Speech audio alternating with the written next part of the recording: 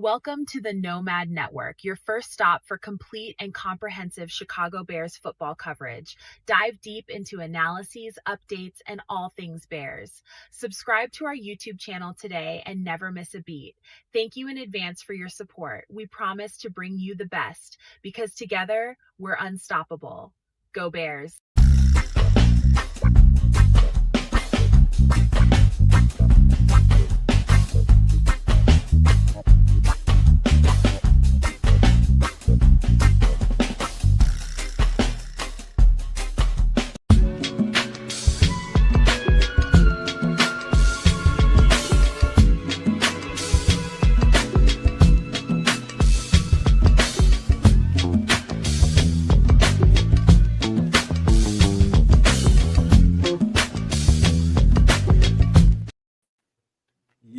Yo, no maniacs. Welcome into a second of the week. Some extra sauce, man. What the F is going on in the universe, man? So, as you guys have already seen, if you're here, you saw the thumbnail. We were supposed to have a Vikings podcaster, and we were supposed to come here and duke it out and go back and forth about what was going to happen in the game. What do we plan on seeing in the game? And I ain't gonna say he chumped out or anything like that. I'm not gonna put that on him. Maybe he really did have something else scheduled. He told me he was thinking Wednesday and he was misunderstood the whole thing, but he said that he had another interview that he had to go to tonight at 8:00. Don't know if he bullshitting or not. All I know is this. We decided to come here and thank these guys right here on the screen, Trips and Kids, for being good spirited guys, man. We decided together, man, you know what? We drug our ass here. We might as well go out and give you guys a little something, just talk to football or whatever we came here to talk about. So sorry to disappoint the people that were waiting for that duke out between us and the Vikings fans, man. We're going to try to get it back together. If it's not him, I'll try to get another guy. We'll see, man. But I was prepared for a nice little conversation, let's just say, and came up missing on that. Trips, you the closest to me. So what do you think about that, man? Yeah, stuff happens, schedule-wise, unforeseen things come up, or you just pussy out. I don't know what the case is, you know what I'm saying? Because I don't know that brother like that, but he ain't here, and we are, so. Yeah. I'm just going to say he pulled the Jordan Addison because neither one of them will be here. You know what I mean? Jordan Addison ain't going to be here. Game cool. One. He might be out, turning them up, having a few pops. Maybe he got suspended for PEDs. You know what? He got suspended for PEDs, and I don't think he got a DUI recently. Yeah, what's up with him and his drugs and alcohols? That's not good. Not supposed to mix them things, man. Not supposed to. Nah. Hey, there, guys. The new intro, ridiculous in a good way or a bad way. I don't know. Hope it's good. But well, I think the kids say ridiculous nowadays is good. I guess. Like in Chicago, if somebody told you, if you were here, if somebody gave you a plate of food, or you gave somebody a plate of food, and you know it's good as shit, and you ask them how was it, they're gonna be like, hey, it's decent. And your average person that's not from around here is gonna take that the wrong way. What do you mean decent? That's what we call good around here, decent. Right. But remember, it was, the replay that lives in infamy. Devin Hester, you are ridiculous. So that means like really fucking good. I say ridiculous all the time, meaning that's like unbelievable. That's how I liken it. But.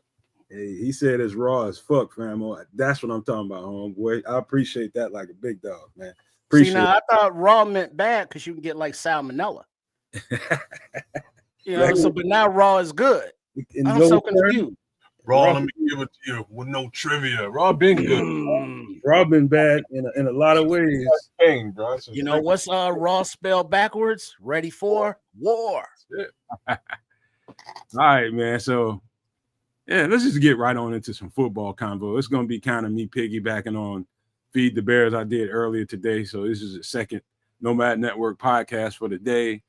And practice, they didn't do a whole lot, man. It was just getting ready for tomorrow, for the most part, just doing a bunch of, they were in shells, half speed stuff. I'm pretty sure they kind of went full speed at some point, but most of the practice was probably half speed, just walking through installs and all that different stuff for whatever they're going to be doing tomorrow. And then by the time the end of the practice came up, they probably picked up the kind of sped up a little bit to try to get it as live as you can without getting it live and tackling and doing all that. But wasn't a whole lot to see. One of the noteworthy things is, Kyler went off with a trainer today, and also who was it? I think it was Darnell Wright. Darnell Wright.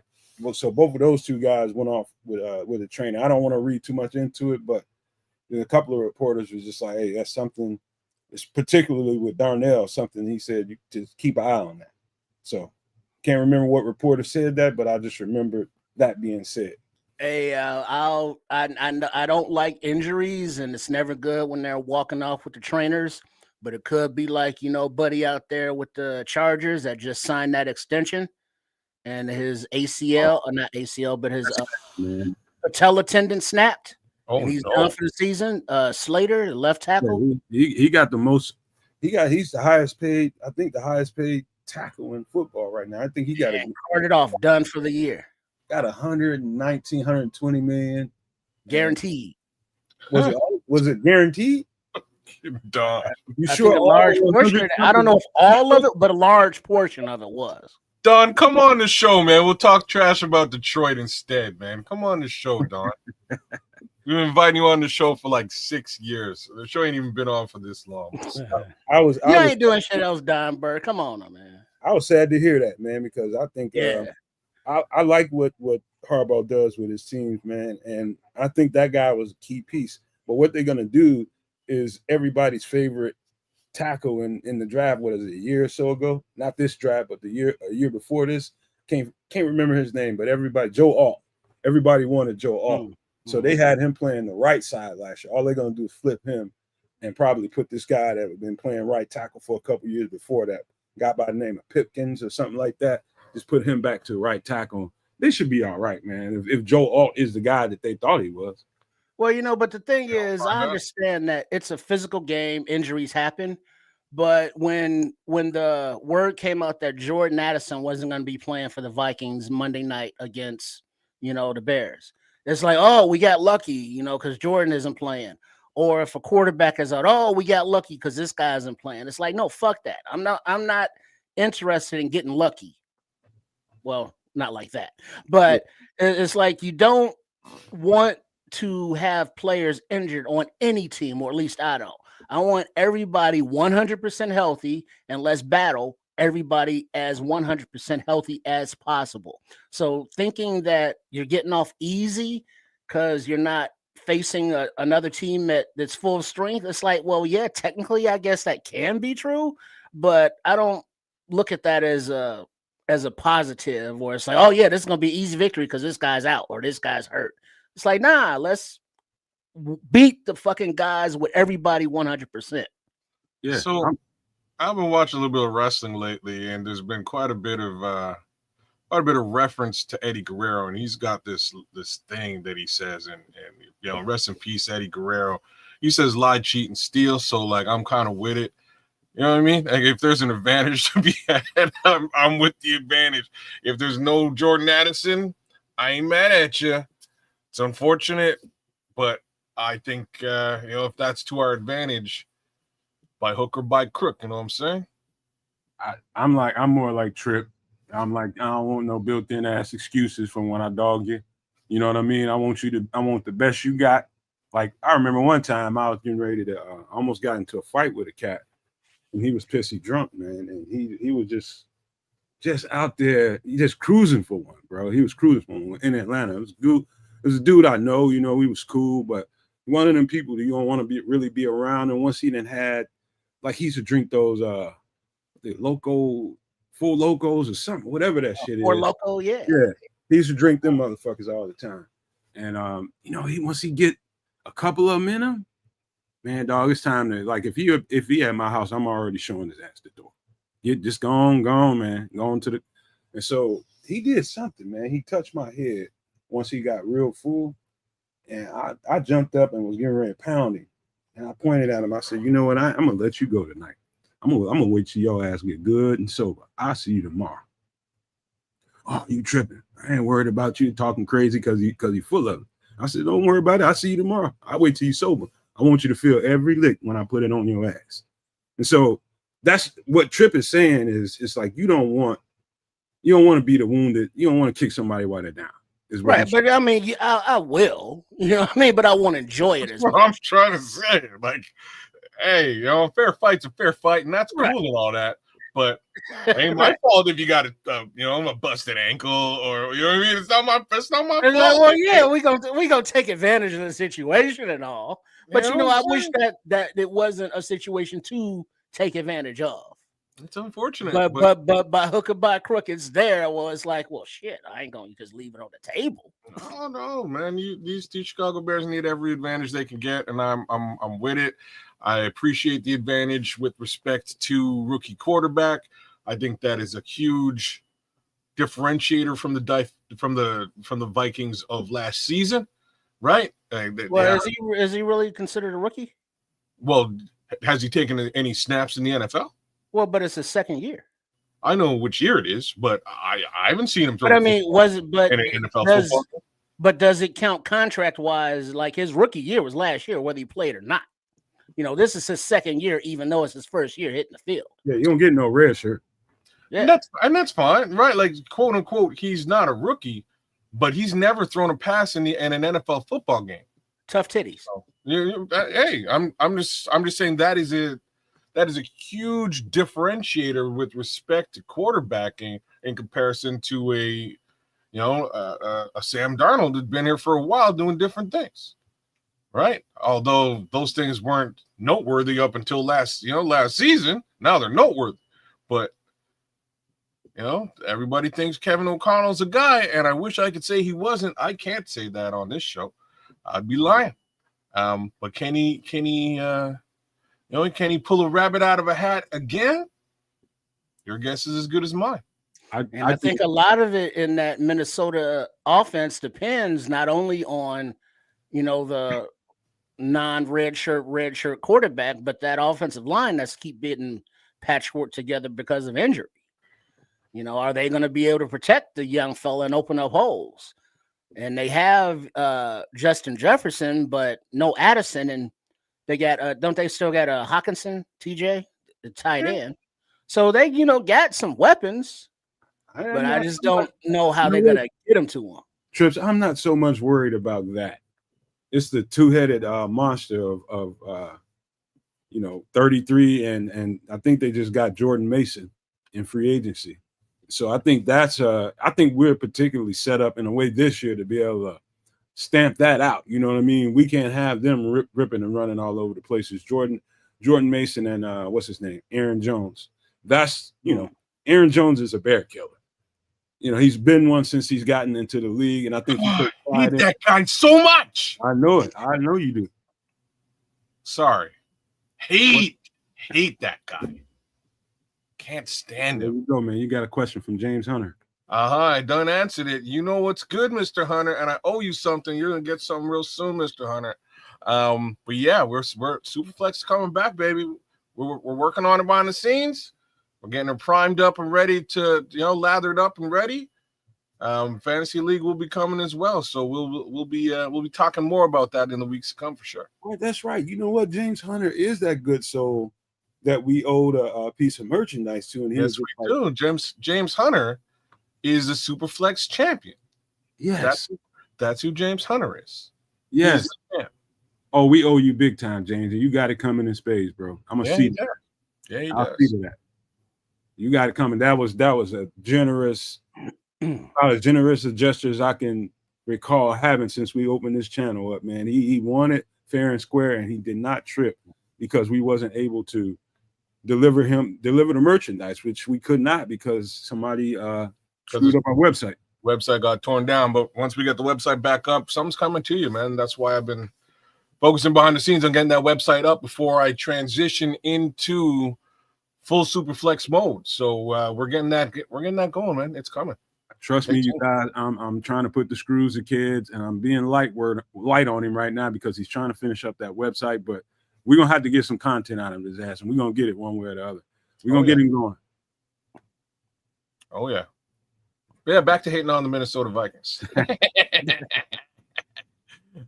Snap. But yeah, if they're a little bit wounded, I've got no problems with it. We got to do what we got to do, and like I say, I'm not,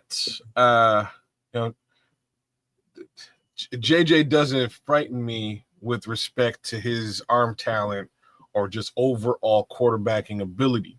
From what I've seen from a college perspective, I think there's a reason why Harbaugh kind of had him handing the ball off all the time. And that might be the case scenario again. They may have him handing the ball off all the time, and it might wind up in that guy that I hate's hands all the time, right? Like that's probably what's going to happen. If that's what happens, all right, it's the Aaron Jones show. We'll see how that works out with two high caliber receivers and a great tight end. Not sure if that's going to be super positive for the Minnesota Vikings, but either way. Before I respond to that, just so you know, you got two super flexes already. You got Marlon Johnson, who wants to join the league this year, and of course James Hunter, I'm sure, is going to come defend that title of his. So you got two for sure. Oh, for sure. Yeah. I think FFG wanted a piece of that thing too this year, didn't he? He did talk a little bit of trash. He out there in Minnesota. So shout out to FFG stuff. Oh man, yeah. Like I say, we'll get it popping. It sounds like the podcaster league is also going down again, so that's great. We'll have a little bit of trash talk going between myself and the good Doc and Aldo Gandia and some of the guys at BCP, Carl, etc.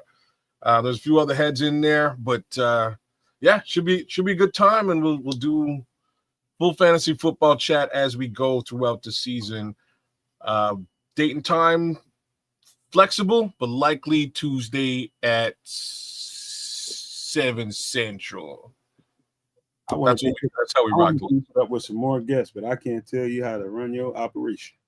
Yeah, well, there's a couple of potential guests already lined up. Right. Couple of potential guests. There's a certain Mr. Commish who I'm trying to get on the show. There's a certain Mr. Nice that I'm trying to get on the show. Potentially a working bishop. You know, there's a couple of guys I'm trying to get to poke their rear their ugly heads, for lack of a better thing to say. I can't wait, man. I can't wait. It's just like anything, man. You just what you put into it, you get out of it. Just work on it. It'll become what you want it to be. Yeah. What was the record last year versus the Vikings? 2-0 or 1-1? Well, we lost both, I think. Did we? I believe we had a terrible season last season. I think we lost the first one. But both. Well, point being that I think it was 1-1. Actually, it was 1-1 because it wasn't on. Let's say the rookie quarterback being defeated by the Brian Flores defense, because I don't remember whether it was Shane Waldron or Thomas Brown who were able to devise a game plan good enough that Caleb was able to, move the ball. But the losses, I don't think, was on the offense, right? Comics ain't going nowhere, brother. Comics is there. So as far as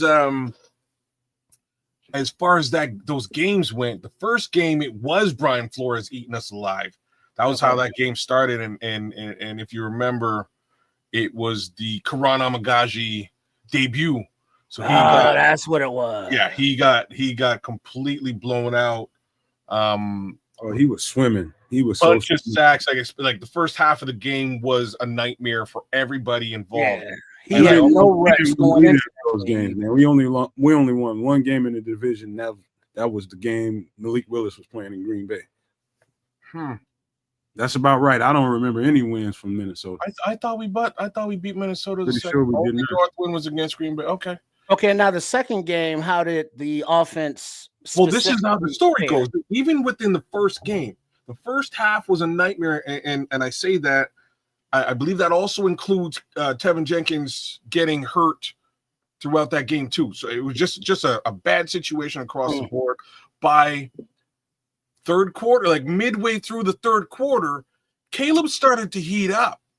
He started to like, I can't put it on offensive coordinator in this situation.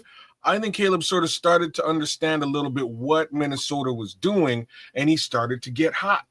Call it garbage time if you want, but you could see something sort of clicked in him. Second game, he was much more ready for what they were bringing.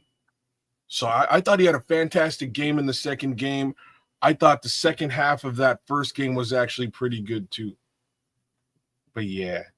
Unfortunately, you're right, Don, man. That's the only game we won. It was a game when Malik Willis had to go in there for Jordan Love. That's it. That's sad, but true. Sad, but true.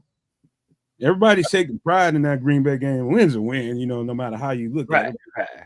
Yeah, it might be a little different with with Jordan Love out there, So wow, we'll take the win. We'll take the dub. We will accept that one this time. Hopefully, all I can ask for is that we split in the division.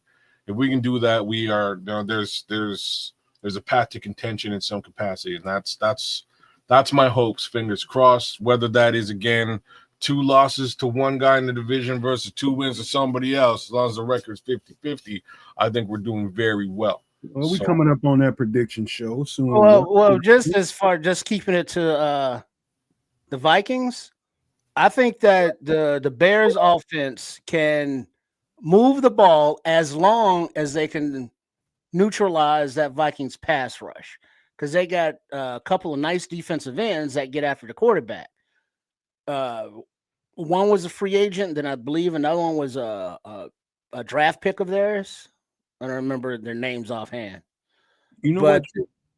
I wanted to tell you, man, that was one of the things I was going to say to Homeboy when he came on the show. Was one of the more impressive Detroit Lions game that I saw Ben Johnson call was the game against the Vikings. Man, they were prepared. Man, they were picking up that blitz, giving Jared Goff time. They game planned, and they picked up that blitz well. And I'm telling you, you go back and watch that game, you want to see. So you know why, right? Why is that? Because he hates Brian Flores. Ben Johnson? As in Ben Johnson. Oh, they got beef? Yeah. Really? Yeah. Well, what? I don't know nothing about it. So he got Brian Flores fired his ass. Wait, Miami. Oh, from Miami. Yeah, right. Okay. Brian Flores. Look at you, man. Yeah. I never put that together. That's that chip. That chip on his shoulder. So he gonna see Brian Flores across the field. Is like, oh, I see you, defensive coordinator. You can refer to me as head coach now. And he's still gonna just drive that knife hand and jug it to him. Where you been with that storyline, man? I could have done things with that. I got stuff going on. I didn't never put that together. I forgot he was on that staff. Yeah, man, he was on the Miami staff, and that's part of like his history, right? He was part of that Miami staff when Flores came in. I believe maybe in his second year he cut Ben. Ben was out on the street. I know Dan Campbell has some Miami roots too. I think he may have been the tight end coach over there or something like that. There's some Dan Campbell Miami roots there too. But in the end, he brought Ben Johnson over to Detroit. And Ben Johnson, when Minnesota comes to Detroit, he ain't having it. So I don't expect him to be having it when Minnesota comes to Chicago either. Nice. Said he got fired on his day off. Ain't that? Honestly. Because I mean, you look at Ben Johnson, and a lot of people just see a mild-mannered nerd. But if you look deeply into his eyes, that dude got a basement where he goes down and locks the door so the wife and kids can come down. Yeah, and he got pictures of like Flores and Mike throwing darts down there, bro. He's down there like Brian Flores. Right? And then when he comes back upstairs, it's like, "Hey, honey, how you doing?" That motherfucker does have an attention. You right, Trips, man. I picked that up, man. I'm definitely reading him like that too, man. That motherfucker can get internally intense than a motherfucker. He's I don't see okay, I don't see a nerd, bro. You know what I mean? I don't see a nerd. I like there's guys out there, there's coaches who've come in, like Tressman was a little bit of a nerd. Tressman was a nerd. Matt Nagy's like a nerdy, but he's a former quarterback, so a little bit different. He's got a bit of bravado. I think Ben Johnson's a lot more bravado than anybody really wants to admit. And I think we're gonna see that as we go. Like this man came in, he was like, "Yeah, Matt LaFleur, I got one for you," and it's like, "Yo, y'all ain't even friends." You know what I mean? You're just and so basically, like, yeah, fuck that. Throwing darts and seeing whoever it hits. Like, I like, oh, you got caught with that stray. Oh well. Whoops. You know what I'm saying? Like, but I think a lot of it also is, with Ben Johnson being a first-time head coach, we're gonna watch him grow and develop into, that coach. That's important to mention, man. That's very important because he's gonna have a learning curve himself, live in game, with information flying at him on different channels on that headset. He only had one channel to deal with on the headset before, and that was offense. Now he's got offense, defense, special teams, and the communication between all of them. That's important to point out, Trips. Really important. Yeah, you're gonna have to, like, let's be real. He's gonna, and this is why DA's there as well. He's gonna have some gaffes. It happens to, like, he's gonna have some gaffes. There's gonna be some mistakes made from a coaching perspective. And the one thing that I am gonna say about him now is I'm pretty sure he's gonna go to the podium and be like, yeah, that, like, and like, man, there's certain things. Well, this is what I'm saying. Like, there's certain things I actually, and I've said this in the past. And Don, you need to get out of the chat because I'm about to give Dan Campbell some props. There's certain things that I like about Dan Campbell, and he is the type of guy to be like, yeah, I screwed up. That one was on me. I'm sorry, y'all. Next time I won't do that. And I respect that about Dan Campbell. I actually do. I've kind of seen that from Ben Johnson already. He's a type of dude who'll just shoot it straight. Whoops. Yeah, I screwed up.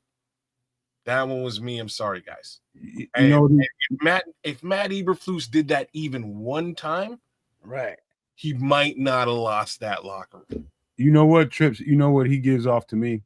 Another thing on top of what you just said, he's got that runt of the litter kind of mentality. That runt. I mean, around those studs. Short man syndrome? No, it might have been a little bit of that going on in there, but I'm talking about, like, if you've seen the Lions coaching staff, they got some dog coaches, man. They have some dog coaches up in there, and they lost the two top dogs, man. It's a bunch of big physical guys and some smaller but very physical guys. Some of the coaching staff, you took a look at it, he's like the run of the litter kind of. And he's out here trying to make a name for himself. I got a puppy that was a run of the litter, and turned out he didn't take no shit off of his brothers, you know what I mean, and outgrew them all. He's got that kind of mentality, man. He wants to lord over those coaches, man. He wants to lord over them, and I like that. Well, but the thing is, it's not the size of the dog in the fight; it's the size of the fight in the dog. No, Vic. But you look at the staff that Ben Johnson has put together. He got Bieniemy, who has the track record to possibly be a head coach other than politics. Rochard, offensive line coach, is a wily old dude veteran. The linebackers coach, Smith, old dude. Harris is not an old guy, but he's a veteran player in the league and respected as a coach. Dennis Allen, former head coach, old guy who he can bounce thoughts off of.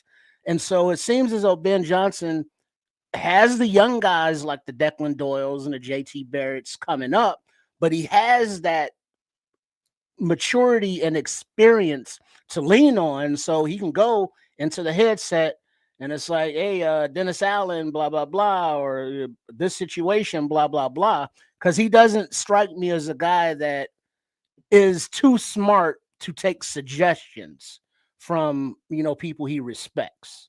Yeah, he doesn't look like there's levels of ego, right? And what I was just sort of saying a minute ago is that if it's his fault, I could see him taking responsibility and being and holding himself accountable. And in itself, that's one level of ego. That there's also arrogance with respect to ego, and that is doing exactly what you just described. And then it's like, I know better than to take this advice. Thanks for your advice, but no thanks. This is the whole reason why DA is here, and this is, in my opinion, the whole reason why these two specific head coaches were put together, right? You have the young rookie wunderkind, as they say in Germany, and you got the old grizzled veteran, right? You got them both there, and I think it's going to serve so well for the Chicago Bears. I'm excited to see it, man. I can't wait to see it in real time this season. On a little side note, by the way, I'm looking at the NFL Network, and they got the Colts and the Ravens playing. I'm seeing, behold, I'm watching Khalil Herbert get fourth string reps, third string, fourth string reps. Could be a guy we acquire later on, man. You see guys in this part of the game, man, they ain't faring too well in that camp, and we know what Khalil Herbert is. Yeah, but it wasn't good enough to stay on the team last year and get any reps whatsoever. That was some other shit, man. I don't think that had nothing to do with his play, man. That was some other shit going on. No, that was them things that I talk about, right? That was politics and payment, right? They felt they could get somebody else an upgrade from Khalil before paying Khalil, so they let Khalil sit and go. And part of that sitting piece is that they didn't get anything. I think they got a fourth rounder. Fourth rounder. I think. What, a fourth rounder for Khalil? Fifth rounder, fourth rounder, sixth something rounder. like that. I guess there was no fourth rounder or no fifth rounder. I guess it's better than Anthony Miller's playing. Oh wow! I didn't even know he still played football. Well, good for Anthony. Miller. But now would you think Herbert would have animosity with Poles? Yes. Sorry. Yeah, it's possible. He didn't want to trade him. There's 32 teams in the NFL. You know what I'm saying? Like, odds of him coming back here to the one place that kind of snubbed him for the better part of the season. Trapper said 7. Yeah, there you go. I know it's later. That's how late it was. That's more like it. That's more like it. That's about what we got. And no love. Fourth rounder, man. Oh, but also being only 32 teams, if the Bears have a need for running back and he's available, it's like, well, let's put those bygones be bygones and let me get this money. I'll take Khalil Herbert in a minute, bro. In a heartbeat. I'll take him in a minute, bro. No jokes there, man. I would take Khalil Herbert in a heartbeat. We know you said it though. We know exactly what he is. But who you giving up? Swift, Roshan, Homer, Wheeler, Manangai. More likely it'll be somebody like Wheeler or something like that. And you wanna keep. He's an upgrade to this running back room for sure. Khalil Herbert probably is. He's better than Roshan for sure. We know that, bro. We know that. There's not even a question there. That's not a question. That's a statement. I'm saying, like, that's what that is. So I don't know, man. It's easy. That's an easy upgrade right there. Who's beating him out? Why is he not, getting reps? Why is he not doing better in that camp? What's not that. On? I think they drafted pretty decent. What team did he go to? He went to the Colts. Oh, and they suck. No, but they got backs though. They got some running backs. Well, Justin Taylor. He that guy enough is going to keep Taylor. Just depending on where they get you at, how they get you, how much they paying you. And they drafted young guys. It's going to probably put you third or fourth on the depth chart. Well, now Andre is saying he's not playing because of his pass blocking, Herbert. There's your answer to everything. He's not really a caliber pass blocker. He never had. He was much better. The other stuff though. He was much better at the end. I can't put that on him, man. I think his rookie year was the worst. The worst. No. He was better than we thought he was going to be. That last time we saw him play that year, he was a lot better, man. He was a lot better. I will say that. This running. outside of John Taylor, like the running back roster in Indianapolis isn't super good. Like Who's in front of them? So they got John Taylor, Salvian Ahmed. He's okay. Obviously Khalil Herbert. Tyler Goodson. I'm not familiar with Tyler Goodson at all. He's been around. Like a free agent from Green Bay. We play Green Bay twice a year. I don't recognize the name. They got a bunch of dudes that are just a bunch of dudes. No, they just couldn't get Bentley 5. They just couldn't get reps in other teams, and they realized like, hey, we can put them on this team and we can let them battle for some reps. We can get him some playing time. He's going to get more playing time there than he did in Chicago. So here's what I'm going to say. I'm going to go through these names again. So Salvin Ahmed, Ulysses Bentley 5, DJ Giddens, Tyler Goodson. Those are the other guys that he's battling for reps. Like he's not battling John Taylor. John Taylor's the starter. Personally, I think Khalil Herbert is better than all of those running backs. I think he, as a matter of fact, I think he stands, after you just break that down, I think he stands a pretty good chance of getting a spot. Yeah. Like the second, third. I think he stands. If he ends up falling by the wayside, the Bears definitely need to take a look at him, unless there's something like Kedge is saying, maybe he's got some animosity. Man, if I'm Khalil Herbert, if you do have that, man, you got to go and chuck that shit to the side and be a pro and take your lumps as they come. Get you a goddamn roster spot and earn you some money, man. You can't, if a team that you got bad feelings about wants to put you on that roster, you take that fucking money. Don't play around with that. I'm just saying that, again, there's 32 teams in the league. I'm sure he can get money. Personally, I feel like he can get money somewhere. If that place is Chicago, let's go. But I can see him being a little bit butthurt. You know what I mean? I'm just being. I get it. Derek guy, yes, I would feel a lot better than I do about this running back room with Khalil Herbert in there. A whole lot better. It's so interesting. Like he's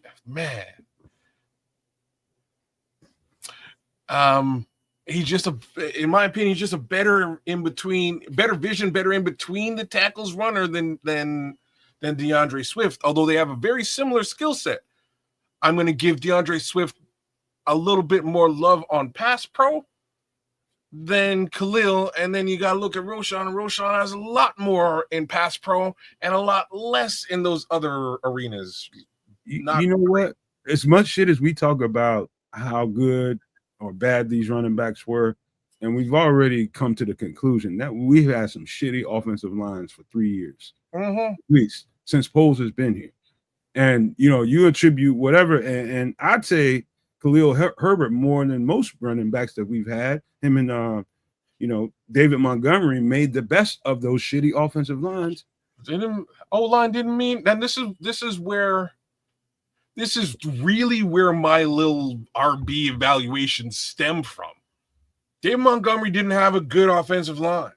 He was always dodging the first. Khalil Herbert didn't have a good offensive. Who was the homie before? Jordan Howard.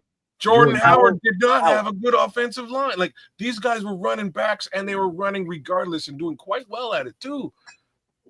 Without top tier, high caliber O lines, like they you know what I'm saying? And now we see what we had last year. Yeah, the O line was trash, but we've had a trash O line for about, I don't know, going on. Like, I don't. Even what? With that said, I don't think that Herbert is an actual viable option, because I think what they will do is go with what the running back room is now, barring injury, of course, and then look to the draft to specifically target a more Ben Johnson kind of guy. Because remember, they were trying to get, Travion Henderson, but he got snatched up, and that might have, obviously wouldn't have gotten Monangai. And so, Monangai is here now, but Swift is out of contract next year. Rojo's kind of a make or break thing. Homer is kind of, we know what he is, a special teams guy.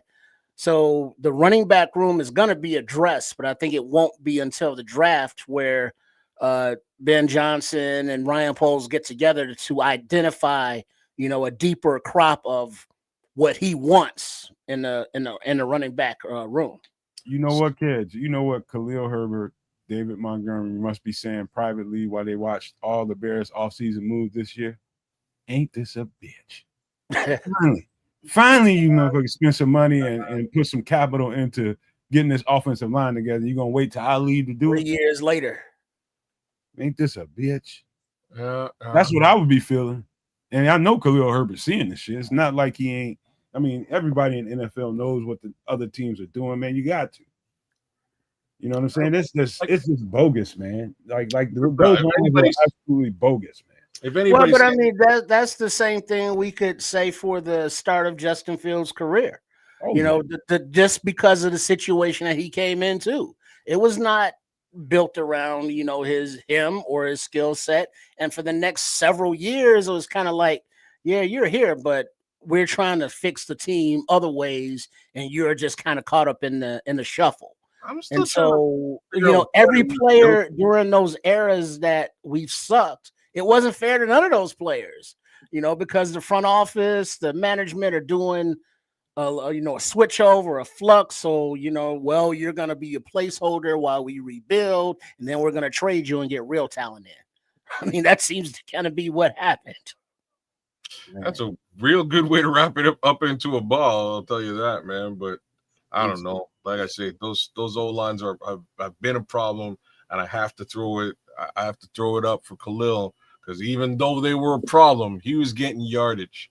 He was. No two ways about this. So, he's but we can't romanticize that he's gonna be all pro or anything. No, I ain't what I'm saying he'd be in the room. I'm just saying this, like if DeAndre Swift goes down, tell me you don't feel good about Khalil Herbert back in that. I do. Yeah, I mean, because we're comfortable with him. We know what he is. I'm saying that he can run. The skill set. We know his limitations. Right. We know that he's a solid football player. Yeah. He's upgradable, but then there are also a lot. He could do a hell of a lot worse. Like I'm saying, the skill set is very similar. Again, plus pass pro for DeAndre Swift. Trade that for a little bit of field vision and in between the tackles running for Khalil Herbert. They're similar. I personally lean towards Khalil. That's me personally, but they decided not to do that. They decided to move on and go and spend some money and bring in a guy. I think that guy's actually really good at specific things. But what happens when that guy goes down? What does the depth look like? And the depth looks like Monangai, Wheeler, and Roschon Johnson. I know Roschon Johnson ain't the number 2 back. He's the pass pro back, right? He's the short yardage north-south back. I know this. Go ahead, kids. Finish. I'm just saying, man. I'm hoping, fingers crossed here, that Monangai is able to step up very quickly. Because what's really exciting to me about Kyle is his pass pro capability might be better than Roschon's. He's crazy at it. It jumps out on tape. He wants to stop you. You know what I'm saying? He wants to, and that's half the battle. The other thing is he's shifty enough to do the in-between the tackle stuff. I don't know about his pass catching ability. And like I say, I think DeAndre is one of the best pass catching backs in the league. But maybe in a situation like that, Kyle shines. Hey, listen, I got a hot take for you, kids and trips. I went back, man. I went back a couple years. I went back to Roschon Johnson's Texas tape. And, even when he was at Texas, I was just like, okay, he's all right. You know what I mean? He's all right. I think he's got the ability to, when the gaps present themselves, he can bust one. That's what I was thinking to myself. What we've been talking about for the past 15 minutes is talking about poor ass offensive lines and judging running backs and not putting in the context how fucked up these offensive lines were. I mean, at worst, if you want to be nice about the offensive lines in Chicago recently, you can say they were inconsistent. I'm talking about being very, very nice about it, because there were times like last year, there were times when that offensive line functioned fairly well for stretches of games. It was just new stuff for the quarterback, and the quarterback just not being comfortable, the inconsistency of the offensive line helping that. That being said, Roschon Johnson has saw those sucky ass offensive lines since he's been here too. I think Roschon Johnson, and we're going to find out some stuff in these preseason games because he's going to get some run. And so is Kyle Monunga. We're going to find out some stuff. If Roschon Johnson can be anything like, and I heard him at the presser, he was like, he's eager to show, some stuff that he hasn't shown really since he's been in Chicago, what I'm really capable of doing.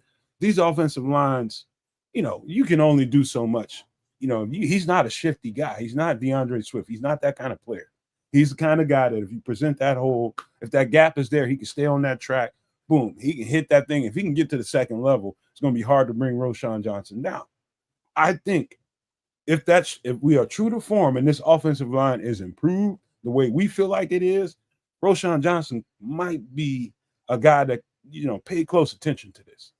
Look, I don't buy this one. You know what I mean? I'm selling on this one because he was behind the same trash line as Khalil. And like, if you're looking in the chat here, Liberty's outlook,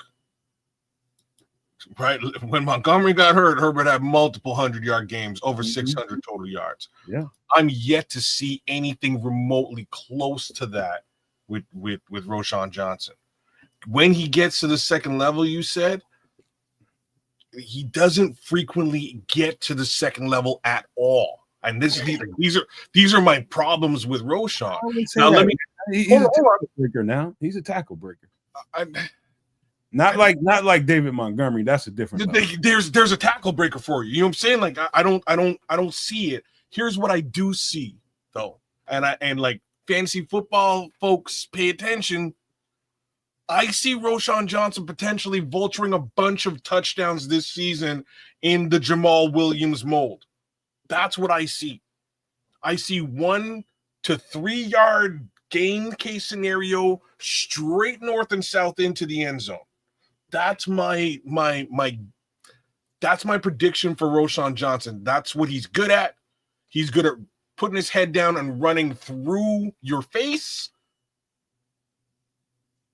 May turn into a whole bunch of TDs in this respect because because this is what Ben Johnson did to DeAndre Swift the last time around. Is really where my headspace is. Hopefully, Roschon Johnson can actually facilitate that. Okay, let me ask.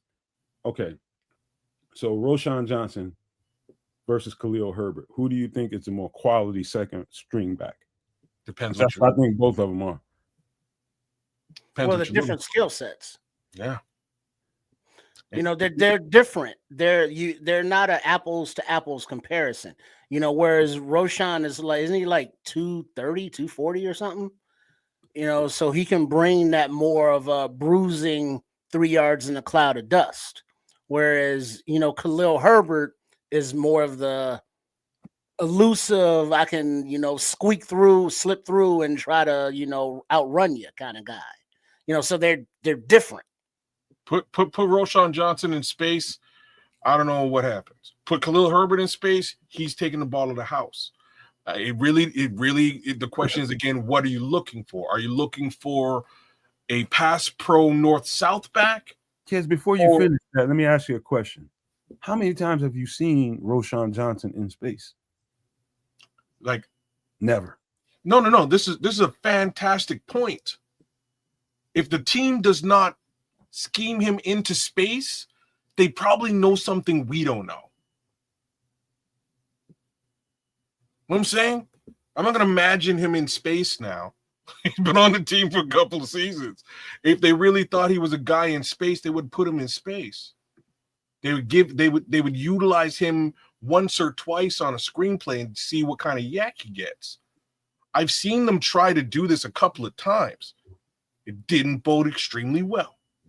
It's about how you do it, man. It's like fair. We got into Now, if you remember well, we got into a part of the season, like I can remember this very well because it's almost the same as Justin's last season, especially towards the end of the year. We went heavy horizontal passing, a lot of screen shit.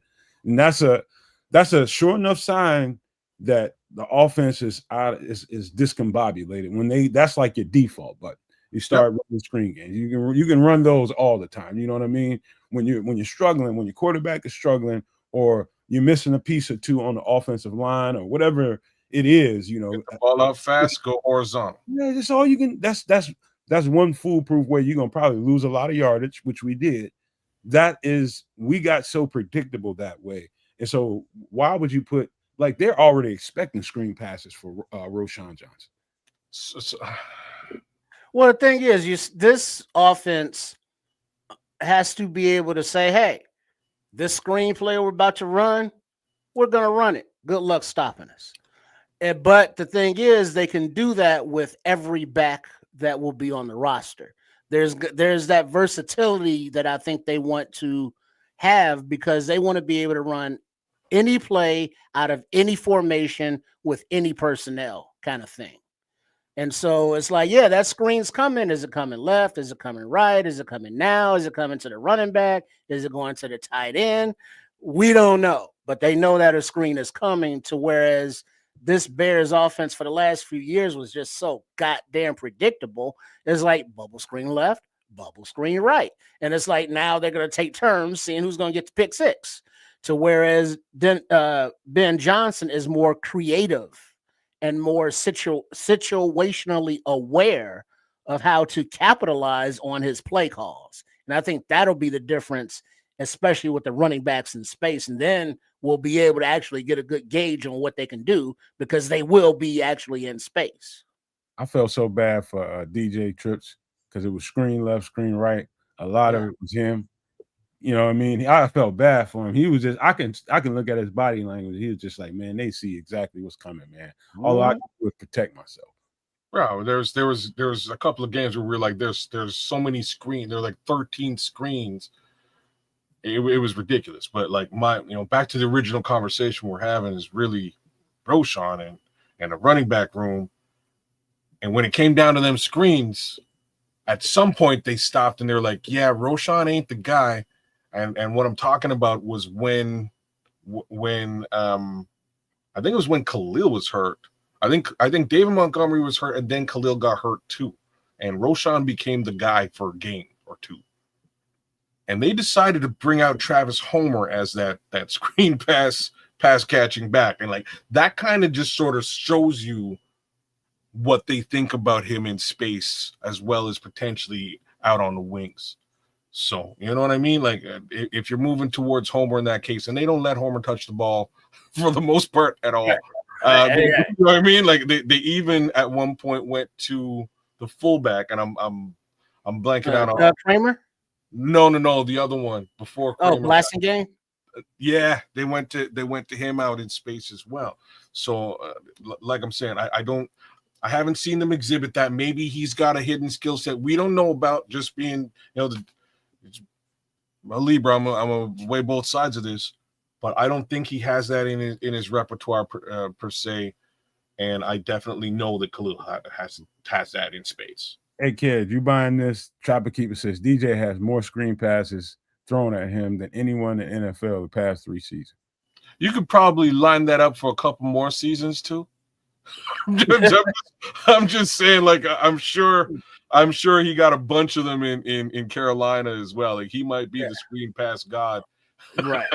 I think now going forward, we're going to have more traditional slants, quick outs.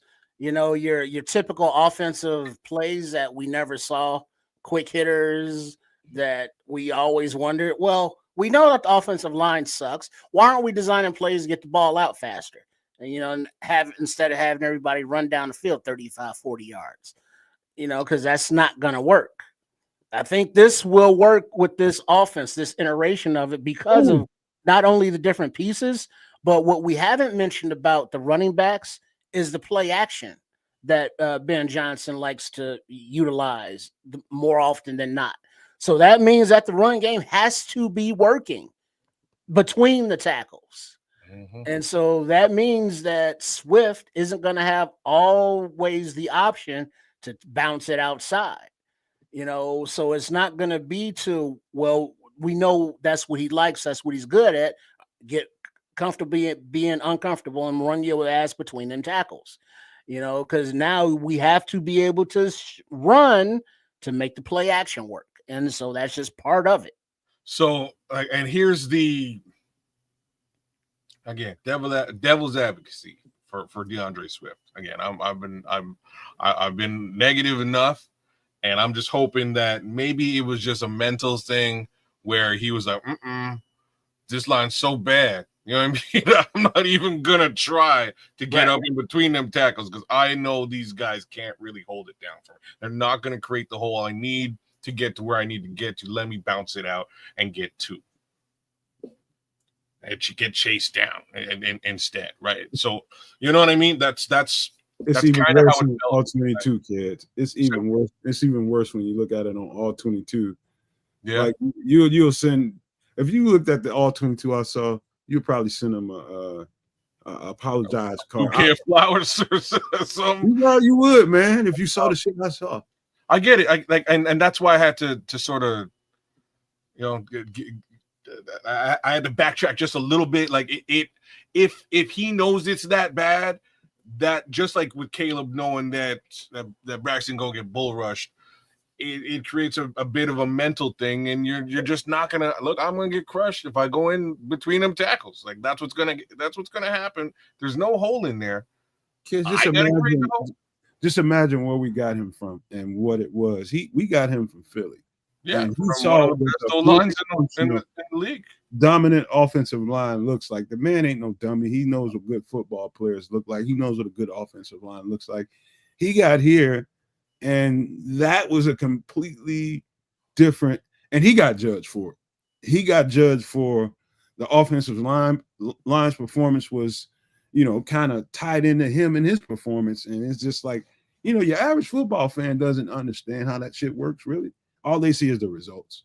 Yeah. And so naturally, your average fan is going to be like, fuck DeAndre Swift, man. We paid him too much money. It was a bad trade. It was a bust. All that old stupid shit that you can say because you don't know no better than fucking say that. But when you look at shit on all 22, it becomes clear and apparent this non-functional, this is one of the lowest functioning offensive lines. It's better than we've had in the past couple years, but it was still a low functioning offensive line and inconsistent. He didn't trust those holes to be there, those running tracks to be there. And so naturally you're going to get that ball and be like, okay, let me try to bounce this motherfucker. I think he getting his ass kicked on the inside. This center is getting his ass kicked constantly. He constantly, every time the ball is snapped, he constantly right there next to the quarterback. If that guy's constantly getting blown off the line and you being asked to run an inside run, that's going to change the trajectory of what you want to do. I agree wholeheartedly, and that's what we're describing right now is really our as a bunch of Bears fans. This is really the hope we have for DeAndre Swift across the board. We hope that these improvements on this line provide him with the confidence that he needs to actually run between the tackles and get the job done. And we're talking about a guy who still put up 900 yards last season. You know what I'm saying? So it's not like he's a jabroni. It's just a fact. Like he's a guy, but when we look at again a David Montgomery or Khalil Herbert with similarly trash lines and what their output was, I think DeAndre left a lot on the table last season. Hopefully he does it this time around. The whole offensive line did shit. That's bad. Coleman Shelton was pretty rough, man, at times. Bad. There's a name I've erased from my memory. He was rough, man. I can tell you, like, it was times when I prefer Sam Mustipher. Oh, stop it. I'm not fucking kidding, bro. It was bad. He's getting his ass whipped. So that's like, do you want to squeeze your hand into the diarrhea poopy or to the log poopy? Because it's all poopy. I don't know how Tripp's mind works, man. I don't know, man. I don't get it. But I don't want. I got the analogy fully, man. You're saying it's shit either way. It's all Right. shit. You want the soft shit or you want the hard shit? Because all you getting is shit when you say those two names. It's so funny. Everybody's so like, what a terrible situation that offensive line was. Like, it's funny to me because we finally find a guy that can snap, but unfortunately, he's winding up in the quarterback's lap 90% of the time. So it's like, can the guy block? Yeah, but he can't snap. Can the guy snap? Yeah, but he can't block. Like, peanut butter, no jelly. Ham, but no burger. You just can't win. So hopefully, fingers crossed, Drew Dahlman is the guy that everybody expects him to be, and he can do both of those things, considering those, that is his job description.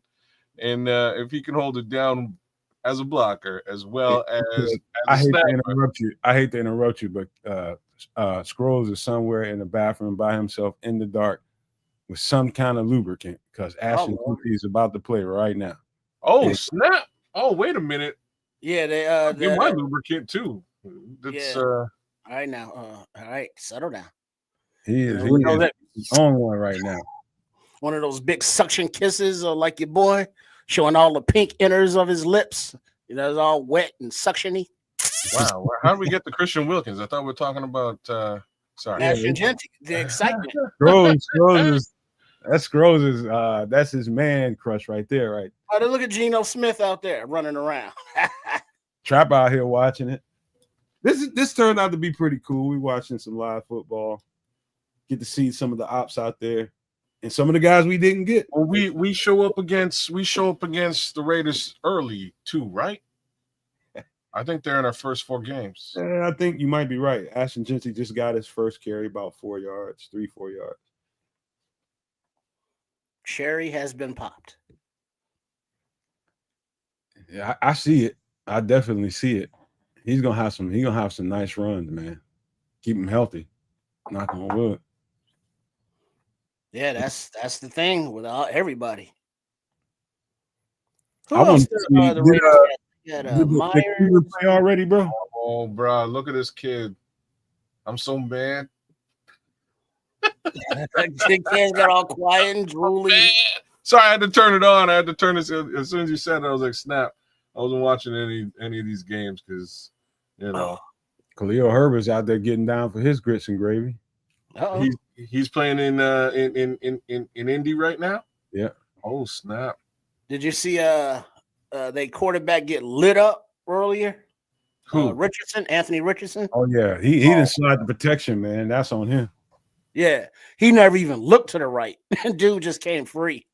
That's a quarterback error. He didn't slide the protection, and he blindsided his ass. Wow.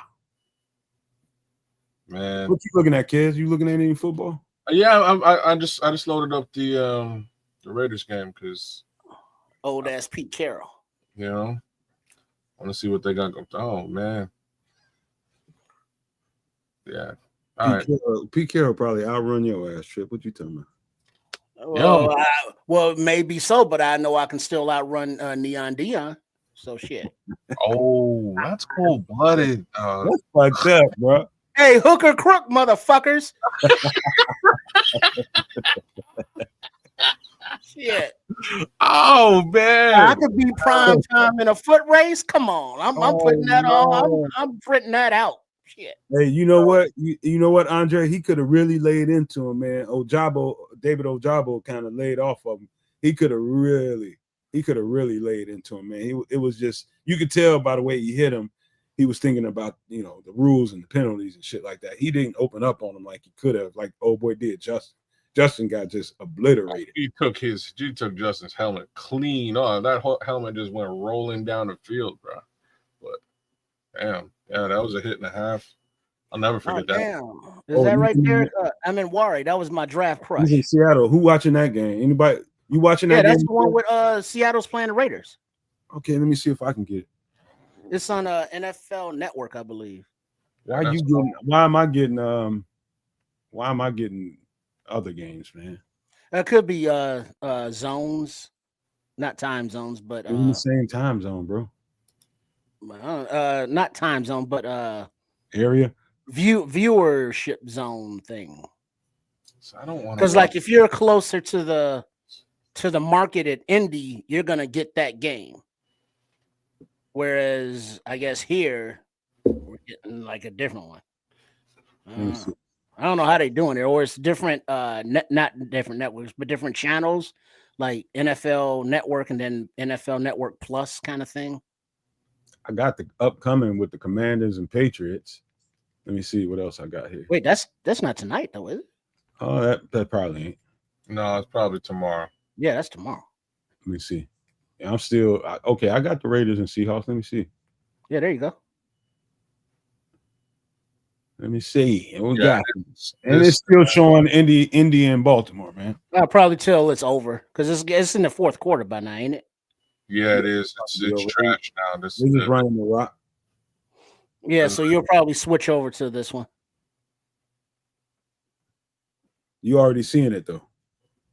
Yeah. Let me see. Because earlier I had it on, and it was the Indy game, and now I turn it back on, and it's this new one. So I don't know when it switched over because I wasn't paying attention.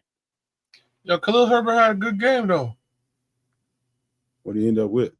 7 carry. I'm going to compare him to the closest. Actually, I'll compare him to the other two backs.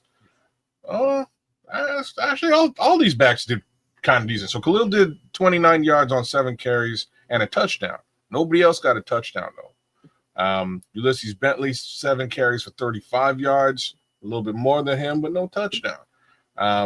6 carries for 17 yards for DJ Giddens, and then Leonard, Rashawn Leonard, 4 carries for 34 yards as well. Tyler Goodson, 4 carries for 11 yards. So it looks like I'm looking at it. Khalil's probably the leader of that second. It's some running backs in this game we need to scout out, man, because some of these guys some of these teams, especially like Seattle, might be a little back end heavy with the running back situation, man. We might be able to grab one of these guys. What's my man from Charbonnet? Isn't he out there? Yo, that kid's good. Yeah, he's strong. Look at him go right now. And then there's because they got a embarrassment of riches out there in that for room. Running back. You're right. In that room, they do have a couple of decent backs. That's why I said we need to scout this, man, because we might end up luckily getting one of these guys on. They got embarrassment of riches, man. They just Seattle believes in running the ball, and they believes in having a really strong stable of running backs, and some of these guys ain't gonna make it. And they not bad football players. It's funny how it's Seattle versus the Raiders in preseason, huh? Well, division. Oh yeah, that's a battle. They go at it. Seattle and the Raiders? Yeah, man. Even though they're not in the same division, they're close in proximity. Well, I thought they were proximity rivals, being Oakland and Seattle and now Vegas, of course. Exactly right.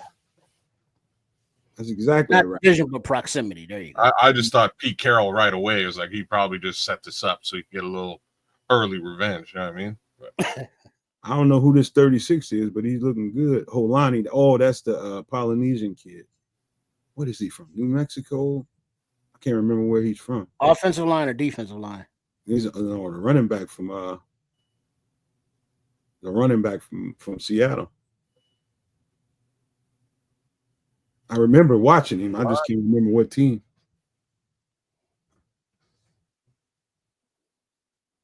Yeah, I can't see his name. I'm telling you, Levante, we might end up with one of these guys on the roster at the end. He's looking good out there. Here's another. What about Zamir White? Where is Zamir White? In Oakland? Mm-hmm. He's still there. Did I say Oakland and Vegas? Yeah, I know what you're talking about. Right. But it's he's still there. They got him returning kicks. Zamir White is so goddamn on. Alani. There you go. Olani's a piece, man. I love the way he just glides through contact like that. He's running well. Yes. Yeah, so they got Holani, Walker, Charbonnet, and another dude. What's his name? Oh, what's his name, Trip? Trayvon Walker. Is that Walker? His name? Yeah, Walker the fourth or the third. Trayvon Walker. I think it's Trayvon. Where's his college? Oh God. College shit. I just why I be knowing these guys. Isn't it Walker the fourth? So wherever Walker IV went. George Holani, Boise State. Thank you for that, AC Adam. People be sleeping on the Polynesian kids, man.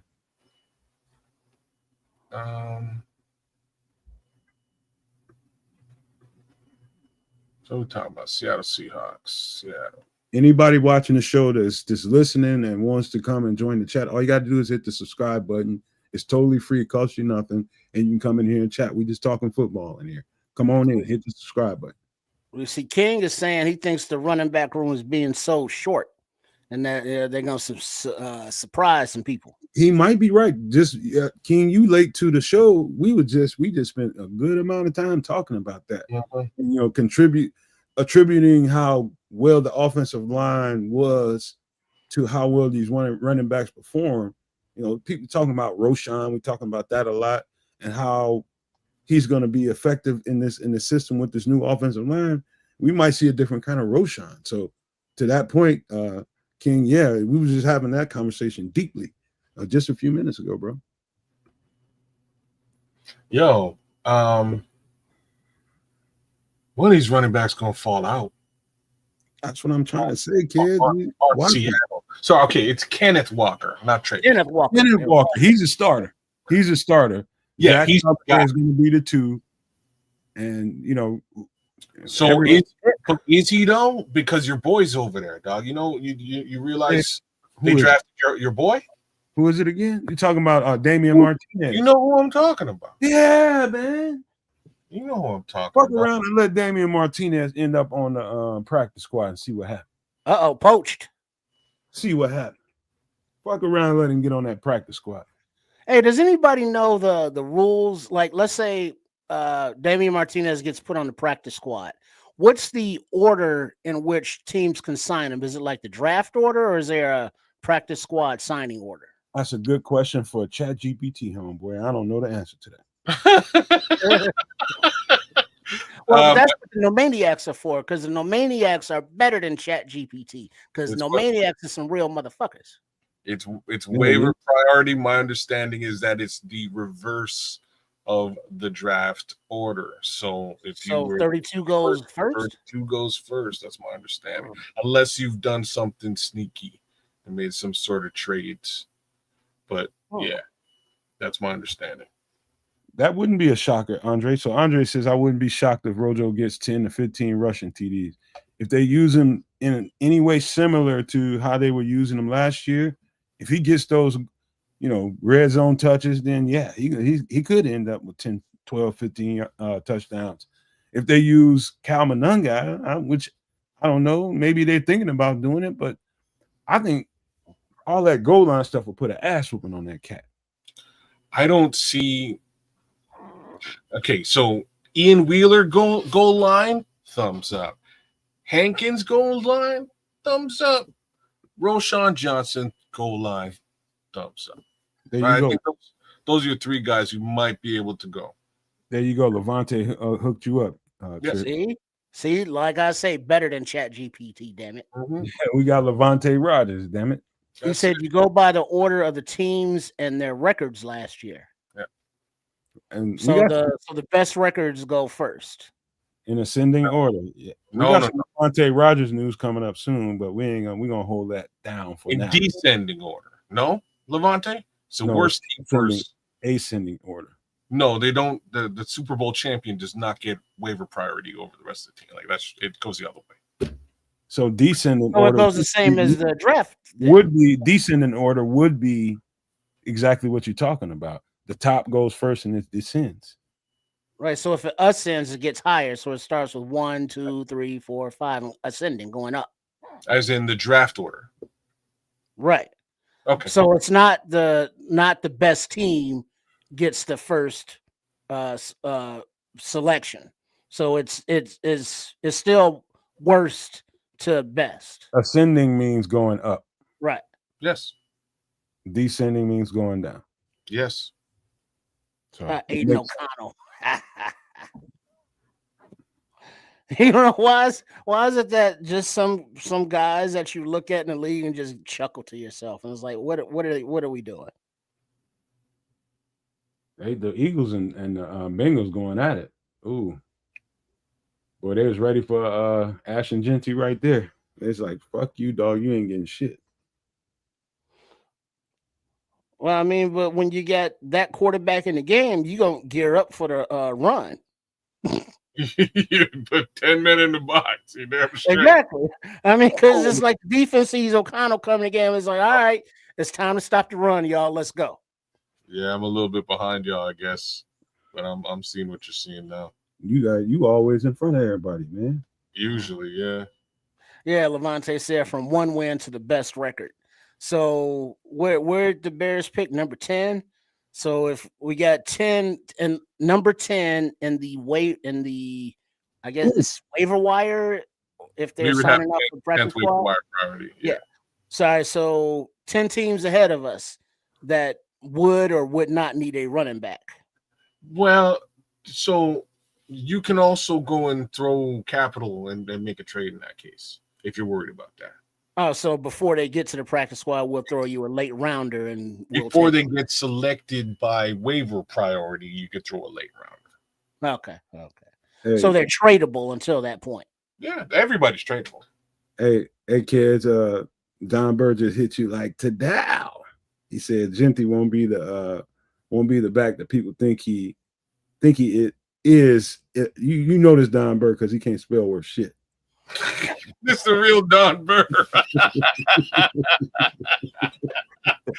Oh, that's Gentry, isn't it? Genty won't be what people think. This isn't Boise State. It's Don, the NFL. You know what, Don? And Scrolls, I'll throw this at you too. Like, let's hope that that's the case because we didn't get him.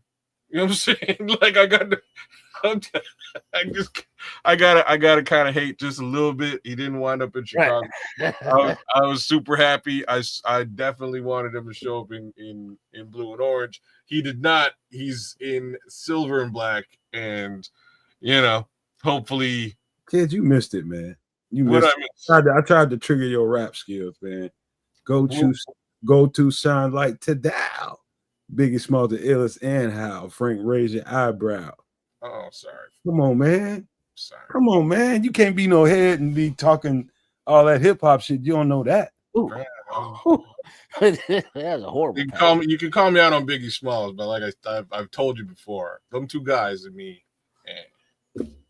that's better rappers. This girl said, "Hell yeah, I'm hating now." Yeah. If I can't have him, nobody's gonna enjoy him. You know what I'm saying, Scrolls? You know what I'm saying? That's kind of what I'm saying. That's half the reason why I gotta watch this. I gotta see what he does out there just to get an idea as to what's coming here in a couple of weeks, right? Like, I want to see what he's really bringing to the table. And my thoughts is he should break free. Cause I'm free falling. Well, I gotta go, fellas. I gotta drop the kids off at the pool. Go ahead. Go drop the kids off. We might be still hanging around if you want. I mean, wow. Well, right on. So before I go, gotta tell all the no maniacs to make sure you go to Sports Chicago Style. That's the page on YouTube. That's the Patreon. That's the Ko-fi. That's the .com. And right now we are almost done with our roster review for 2025. The linebacker room, I believe, was today. So we got the DBs and the special teams to complete the roster review. And then before the season starts, everybody, including Coach Tripping, Chef Trips, Trip, and myself, will complete a 53-man roster. And we'll see, who is the same, who's different, and then see which players individually think won't be here or will be. So that's some of the content coming up. And then we also have Trip Kundo, the exercise self-defense joint. And then Chef Trips is starting his own channel, Shea Trips with Chef Trips. So all of that is under the Sports Chicago style umbrella of content. So participate, poor favorite.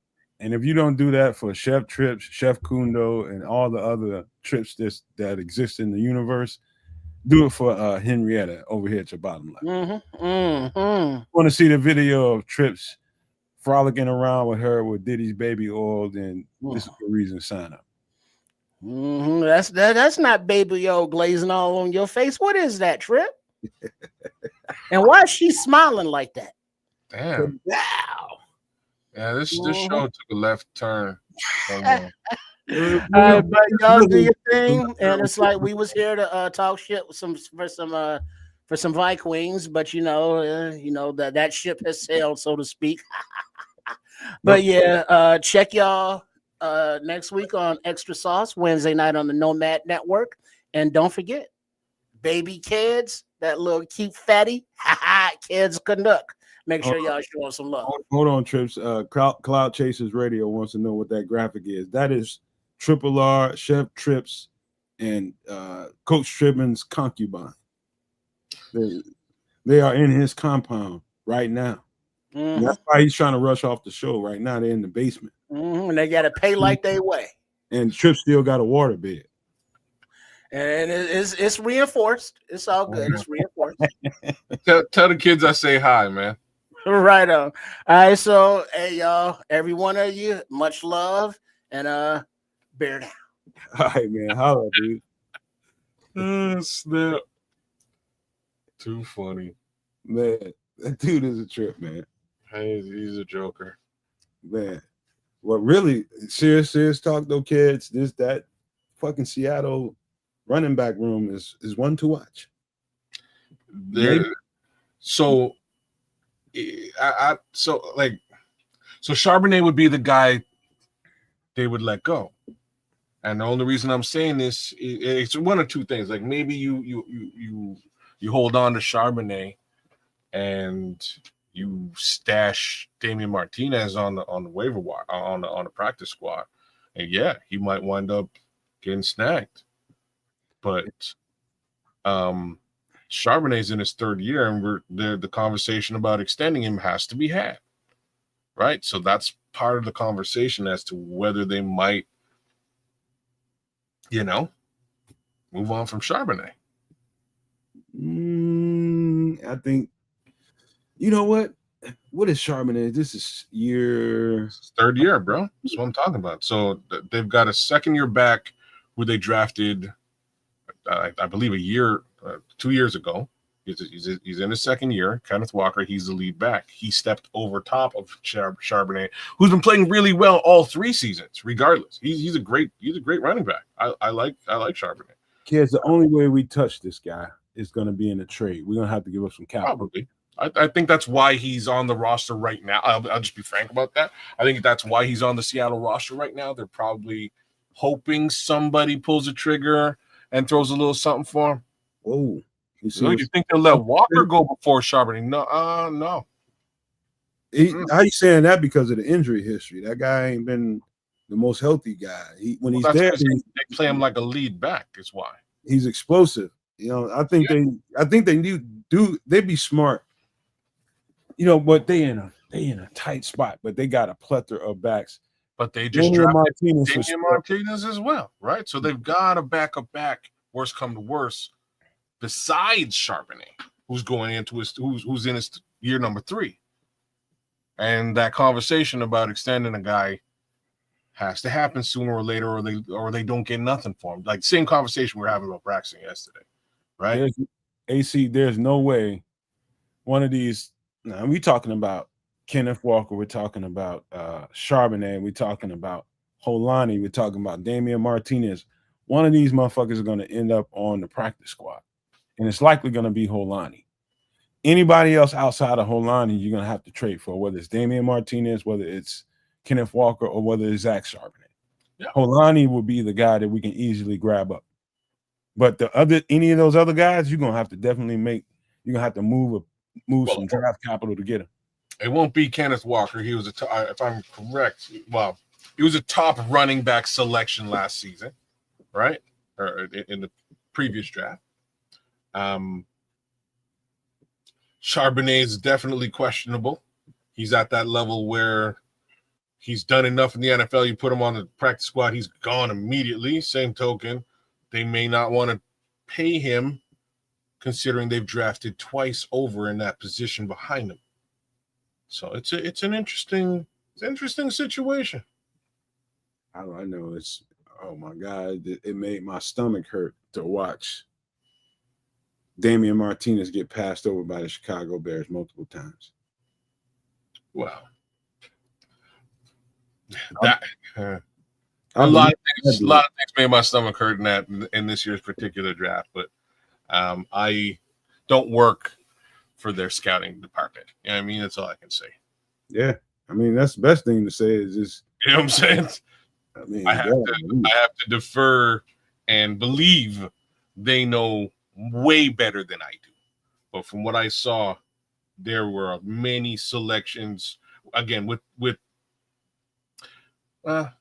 exception, with the slight exception of the first two picks. I know they weren't necessarily the guys that they were probably aiming for, but I think as far as a big board is concerned, I think they got the right guys to do what they need to do. They got Tyree Wilson out here, who was supposed to be the remember he was the sweetheart of the draft for everybody a couple years ago. Mm-hmm. He's out there playing. He shouldn't be playing. He's a veteran now. But if Geno Smith is still playing, he should be out there. But this is Tyree Wilson. They don't feel good about him. At quarterback, you talking about? Tyree Wilson's an edge. Okay, that's what I thought. That's fine. Just getting him some early reps, right? Yeah, I guess. But man, Tyree Wilson was supposed to be like, in this fan base, we could not miss. He was a can't miss prospect, and now I think he's on the fringes of this roster. I don't know how much he's going to be a part of what they do. Maybe not necessarily for long, but you know. Don said Wilson always had foot problems. Oh, that's right. He's right. I don't remember that. No, he's probably right though. No, he's right about that. I think that hurt him a bit last year. He ain't looking all that good out here. I'll just tell you that. And this is a 3-4 front, and he's just getting whooped off the ball. Is he playing? Go ahead. No, is he playing the max role? Is that where max would normally be? Kinda. I'm they sure put Max on both sides, but yeah, that's exactly where Max would be coming off the left-hand side. Yeah. He's getting his ass whipped off the ball. I think this is the wrong defense for him. You think he's a 4-3 edge? Yeah, he was always the 4-3 edge. That's what they were running before, this coaching change. Oh, so they switched. Yeah. Oh, snap. That's never great. It's a whole lot of change up when that switch happens. Just from a personnel perspective, you may not have the right guys to do what you want to do. That's Martinez running now? I don't know who that was. I think that was Martinez. AC Adams saying he's looking good. Oh, snap. Who's in? I think it is Martinez in pass pro. Yeah, bro, that's your guy. 22. Oh, that was him? That's him out there. So he got at least one carry for about 5 yards. And in pass pro, he looks good too. Wait a minute. I'm not seeing no goddamn 22. I'm still seeing Holani. What y'all looking at? Am I behind? You're probably way behind somewhere. I don't. Holani ain't on the field. What's going on? All right, I just got up to speed. Let me see what y'all was just looking at. Yeah, the I formation. Oh, Y'all looking at They pulled him off. Y'all looking at Adams on defense? No, they pulled him off the field. It's Holani now. Yeah, that was Holani who just ran the ball. Man, Holani's getting all kinds of. You got 5 carries, 37 yards. They're giving him every opportunity, man. Where the hell he come from? He drafted this year? I don't know. I just remember seeing him on film. He's from Boise State. Ooh, I hate that was a hip drop. That was a hip drop. There's Arroyo from so Miami. Second year.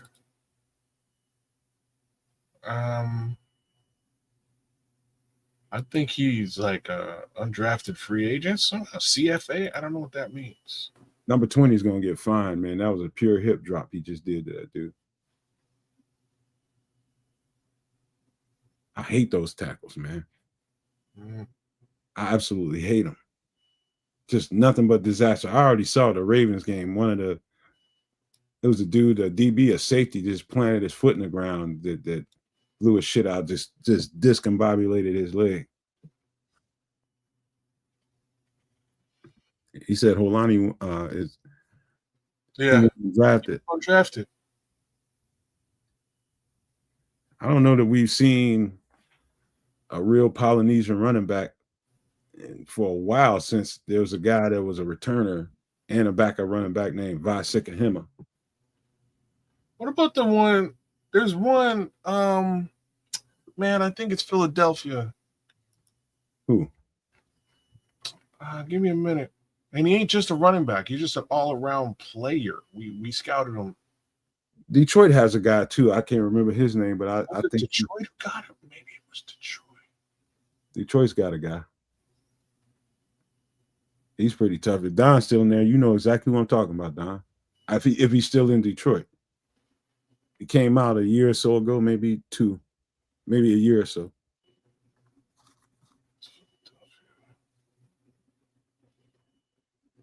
I like watching these young boys play, man. Get their opportunities, man. Oh, man. I'm going to look for this guy, and I know he doesn't play running back. He's an all-around player. Holani is out there for his grits and gravy, bro.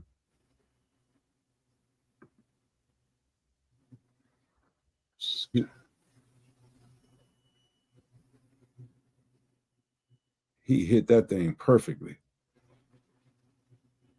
And he's strong, built low to the ground. I like this running back. And he's compact. Mm-hmm. That's what I like about him. He's probably been doing that all training camp. And they knew he was going to have a good preseason. And that's why they put his ass out there first. Let me see. Chris Fuamatu, my father, my favorite running back in the day from Pittsburgh. You remember that cat? I ain't heard of him. Sounds familiar. It's like I should remember this. It's like I should remember that name, but I don't.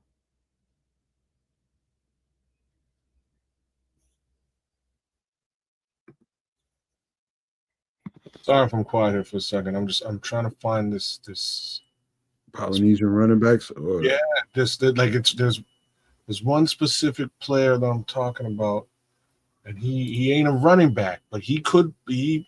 He played everything in college, and I remember you and I scouting him and being like, "Yo, like he might be a safety." Yeah, that's one of them. But he might do. He play any. He can play anywhere. I think Detroit got him. That's okay. Okay. So that's where I'm going next, is to look at the Detroit roster.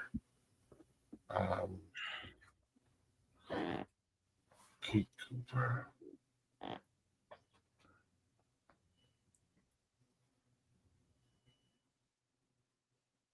It's an S in his name. Saki, some Sione Vaki. Sione Vaki, you got it. Yeah.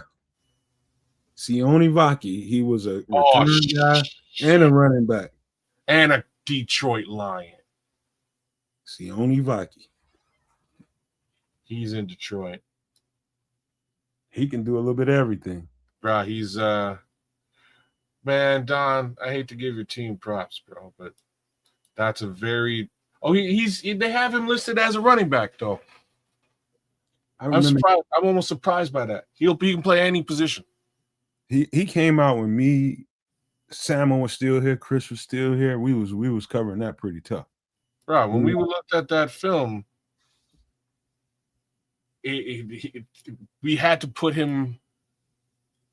So I think he was listed as a corner. I don't think he was listed as a running back when we looked at him. No, he was probably listed as a safety. I think that's how we covered it. Or safety. So when we I think so. AC selected a bunch of guys, and when we finally got to looking at Vaki, we had to add him. He had to be added to that list because he will do whatever you need him to do. He will kick return. He will play safety, corner. I think there's some linebacker snaps, running back snaps. Kids all over the map, but super good. Sione Vaki is an animal. Yeah, man. I have to give the devil his due, man. He was never gonna get no touches at running back, but he's maintained a spot on that roster on that depth chart. Oh, he'll be a special teams monster. You know what I'm saying? Like I'm saying, he'll do anything. Special teams is one of them things. Damn, I almost forgot how high we was on Sione Vaki. Yeah, man. I was hoping there's certain players I was hoping would fall in these drafts. Vaki's one of them. Cooper DeJean was another one, maybe a year, a little bit further on, but Howie Roseman knew what was up. You know what I'm saying? He got himself a guy. And, year later, he's the guy who picks off the pass, intercepts the pass for a pick 6 in the Super Bowl. Everybody talking about it. George Holani. Remember that name, y'all. George Holani. He's just one of them football players that needs an opportunity. And that's 61 yards in the preseason. Look at this. And a touchdown. And I was bigging up Khalil Herbert a little while ago. And he knows it too. He knows like it probably ain't gonna work for me here, but I'm gonna get me a job. So watch this now. Well, okay. If he's showing out like that and Damian isn't even really getting on the field. Damian about to get on there. Damian got 1 touch. Holani got 7. Probably in the second quarter or in the second half, he's gonna get them touches. I guess so. He's a rookie. They're gonna play him like that. But he's gonna get out there. He's gonna get his grits and gravy. Trust me when I tell you. Wow. Shrimp, grits, and gravy, bro. You know, it's funny to have him listed as number 360. Alani? Oh, yeah? Alani. That's the number they have him listed as. 360. Kids, just imagine all these super, really good, talented motherfuckers know it's only 53 spots on every team. And all I need to do is try to impress them enough to keep me, if not on the 53, is on the practice squad. Do enough on that, and I can make it onto the roster. But if they keep me on the 53, I got a chance. That's the way any NFL player has to be thinking. If they keep me on the 53, I got a chance. All I need is an opportunity, and they practice day in, day out, year in and year out to sit on the bench and wait for that one opportunity. Think about that kind of mindset. You're never going to play. But one of these days, a dam might break open and some shit might spill your way. Are you ready for it? Looks like Chris Holani is ready for it. George Holani. Oh, yeah. He came out here wanting to prove somebody. And, like, I'm saying that I think whoever those somebodies were already knew because they're feeding him the rock. Man, I love it. Oh, look at this though. That's why I love to see the underdogs play. I love the underdogs, man. Look at this. What's that? Just his shiftiness and ability to absorb a hit. He looked good. Like, he looked surprisingly good. I love the way he sticks his foot in the ground and yeah, man. Feel. We actually, what we're doing right now, kids, is kind of indirectly teeing up opportunities for us to grab some players. The end of that roster probably ain't gonna be quite the same. The bottom end of the roster, we're gonna shift probably about another. We wouldn't be surprised if we grab 3 to 4 players, depending on where, maybe more. Probably more. And the reason I'm only saying that because of the way that they've changed the offseason, right? So the offseason used to be, all right, you've got to cut 15 guys this week. You got to cut another couple of guys next week. Now you got to whittle down to 53. Yeah. This time around, it's you got your 90 plus, everybody goes. You know what I mean? You got to cut 40 people one time today. You know what I'm saying? Like this, that's the difference. So everybody's kind of hemming and hawing and holding on to stuff because they can. At some point here in a couple of weeks, there's going to be a whole plethora of humanity waiting for a job and looking for an opportunity. Start cutting early. You're trying to turn this roster into your personality, offensively and defensively, with these new people at coach. I mean, at offensive coordinator, defensive coordinator. You better start turning this motherfucker over if you don't like the ass end of that roster. Yeah. Start cutting early. Early. You've seen enough of these guys. You've seen them. All you need is maybe 1 game preseason, maybe 2. But I don't want to wait to 2 preseason games before we start cutting the fat off this roster, because I think that's starting to be too late. Most of these teams know what they have by the time the first, joint practices are over. At least by the time the first preseason game is over. Michael Bennett's the other one. Check out his dreadlocks. Damn, that's crazy. I caught him out the corner of my eye. I thought about dreads one time. I just can't do it. Oh, bro, I had dreads for 20 plus years, down to my ass. Can't do it. 3 different sets, actually. It limits my attire, I would just say. Limits your attire? Yeah, the way I like to roll. I see.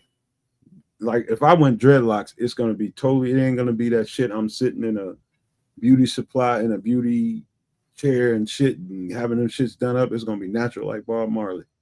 Oh, well, that's what mine was. You're a Rasta shit. I'm from Jamaica. I didn't go to the salon. You know what I mean? I put them in. We put them in the right way. I put them in, like I said, I did a couple of different times. First time I did them relatively small.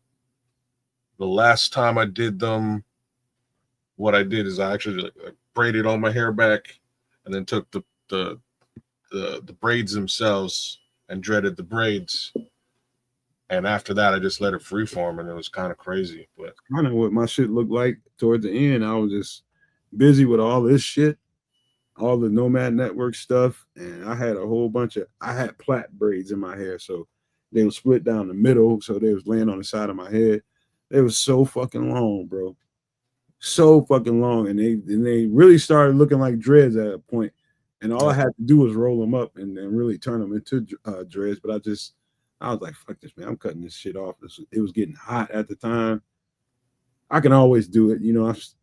I'm always going to have a full head of hair, I think. I can't do braids. I just can't. I'm too tender-headed, man. Always have been. And I've been like as a child, my mom would plait my hair all the time. And it used to drive me crazy. I just want to take them out. You know what I mean? But I got used to it. Hey, I'm not saying they don't have dread salons in Jamaica. I'm just saying that I didn't need to go to like. I grew up, but I'm in Canada. I grew up with a bunch of Rastas here. You know what I mean? Like, just the facts. Bunch of Rastas. They would probably clown me for forever if they found out that I went to the salon to get my hair done to put my dreadlocks. They would clown me. It's all natural. I'm just saying they would clown me for days. I would not. They'd call me fashion dread. And fashion dread, wagwan. I'm not doing that. I get dreadlocks because I don't want to give a fuck. That's what I would get dreadlocks for, because I don't want to give. I want to let my shit be, and let it be. Like one of my cousins, man, Omar. He's like that now, man. That motherfucker got hair all the way down to the ground. I'm just like, oh, you gotta cut that shit at some point. He's like, nah, I'm a dog. You know what this is gonna turn into, because all it is dead hair rolled up. That's all it is. Yeah, it's dead hair rolled up. So dreads is depending on how you get them done. Like me, it's gonna be. I get them cut every year because my hair grows expeditiously, I would just say. Yeah, my cousin's got dreads down to his like past his ass at this point. They're super long, but and he's a banker, man. He works. He got a good gig. Just ties his stuff up when needed, and goes to work, does the darn job. But shout out to Calvin C, who just busted up in here. Bear down, bro. Yes, sir. Starting to look at him, getting a look at Damian Martinez. He's probably out the game now. No, he's flanked out left. Not like I say. I think he got a second carry just now. Yeah, they smothered him, man. That offensive line don't look like shit right about that. He's probably pissed off at the kind of reps he's getting. Oh, they're going empty. Oh, snap. Pun intended. Oh, boy. They got questions about their second team offensive line. I'll tell you that. They are not deep. They look like shit. Oh, that's a terrible snap, bro. Ain't nobody doing nothing behind that offensive line. That shit. Drew Lock. Oh, man. Look at Drew Lock, man. It just ain't working out. Oh, ankle tackle, Damian Martinez. He had it. He saw it. So you're a little bit ahead of me. There we go. Oh, yeah. Shoestring. Sloppy ass preseason play. You right, AC. Yeah. Illy says, okay, I'm not sure if anyone believes, but one of my best friends broke his neck, sternum. What, playing football? How? Yeah. How'd that happen?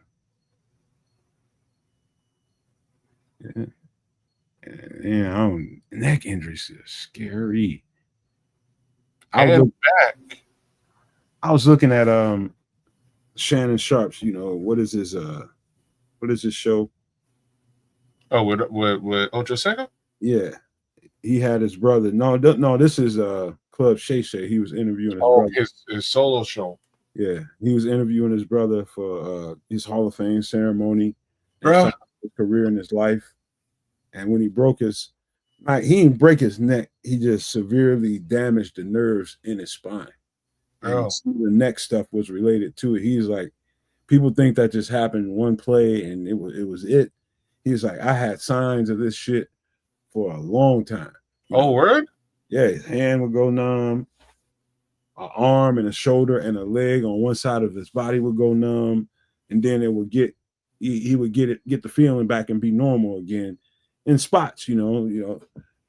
If you're a football player and you start experiencing things like that, it's time to walk away.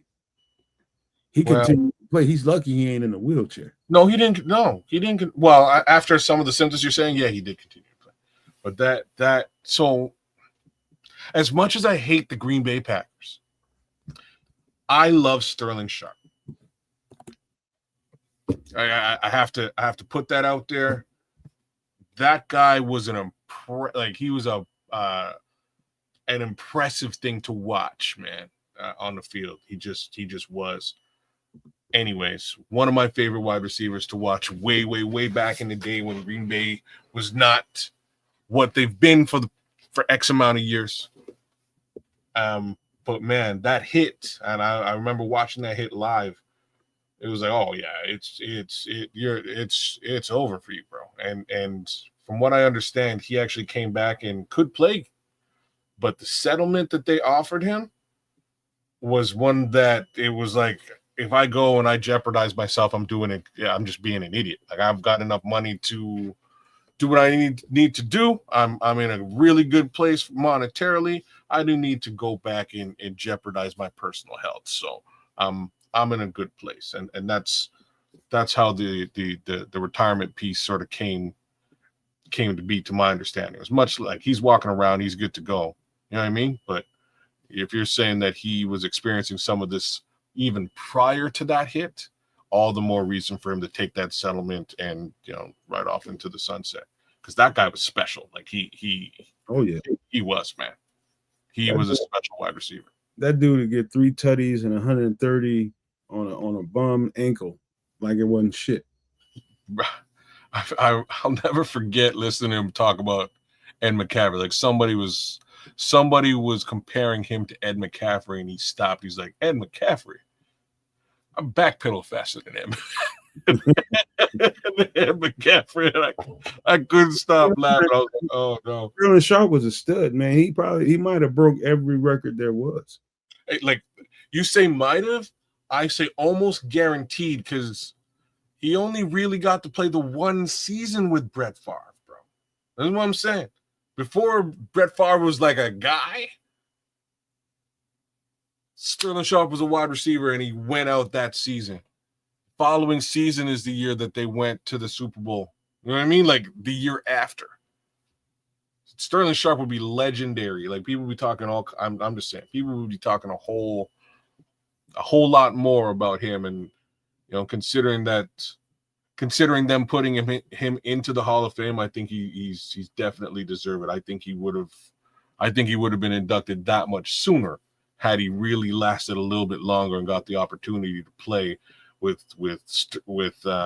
Brett and potentially even Aaron. And that era of receivers, man, there was some tough son bitches right there. Yeah, man. You're getting a lot less protection out there in you know what I mean? You can't just decapitate a human being the way that they could back them days, man. You just can't. That's not legal.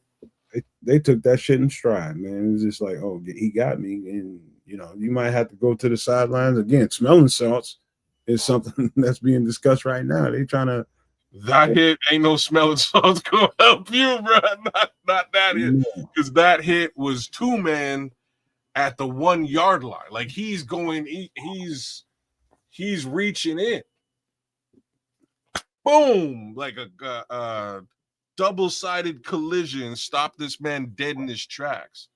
And like I said, I'll never forget that. That's one of the more egregious hits that I've seen over the years in the NFL. Definitely. Like, kids, I love that era of football, but I know why they had to taper back some of the violence.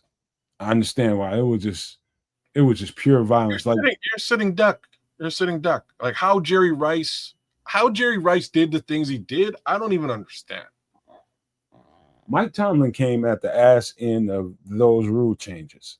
I'm talking about the very ass end. Like, he got a title, at least one, I don't know, maybe 2.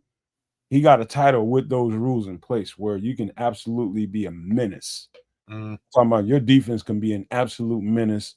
Like, we own the middle part of the field. You don't come in this territory, you might get put out for the rest of you might get put in a wheelchair for the rest of your life for coming across the middle of this field against this defense. That's how aggressive we are. They played like fucking starving hyenas with no rules around them. They just took off on dudes. You're talking that squad with Hines Ward and yeah, dude, that era with even the Bengals with you talking about, what's his name? I can't think of his name, but he was the head coach. I can't think of his name right now. I'm just going back in my head, but he was the lead man in that bomb ass Ravens defense that everybody compares to the Bears 85 defense. Well, I can't think of his name. Somebody in the chat help me out. Who was the defensive coordinator? Fucking Rex Ryan was the D-line coach, bro. What does that tell you? On the Bengals? No, that Ravens defense that is compared to the Bears defense. Brian Billick, he's saying, Smitty Q saying. No, not Brian Billick. He ended up. I'm talking about the guy. He ended up going to Marvin Lewis. He ended up going to Cincinnati, and that defense they match physicality with physicality. The games between them, the Ravens. Who else you want to throw in that conversation? Of course, Pittsburgh, obviously, yeah. Oh man, that's must-see TV, man. If you like football, that's must-see TV. There you go, AC. Marvin Lewis. Yeah. He was the D coordinator with Ray Lewis when they had that team. They were just absolute monsters out there, bro. He was the D coordinator. Rex Ryan was his underling at that time. It's funny, and for reasons along those lines is why I like secretly Pittsburgh is like my AFC team. You know what I mean? Like I one of my close friends, like, and good football buddies grew up as a Steelers fan during their heyday, so I'd watch some football with him. Actually, I watched football with his whole family. His dad was a Seattle Seahawks fan and shit. But you know, they're a smash mouth organization. They truly are. They're also very similar with respect to ownership as to what we have going on here. So always a little bit of synergy for what they do in Pittsburgh. Do you remember the name Vontaze Burfict? Yeah, of course I do. And I remember him taking off Antonio Brown's head, and I remember Juju Smith-Schuster taking off Vontaze Burfict's head. Vontaze Burfict with the kind of, he always got highlighted for what looks like the dumbest, what looks like the most insane. People thought he was off his rocker.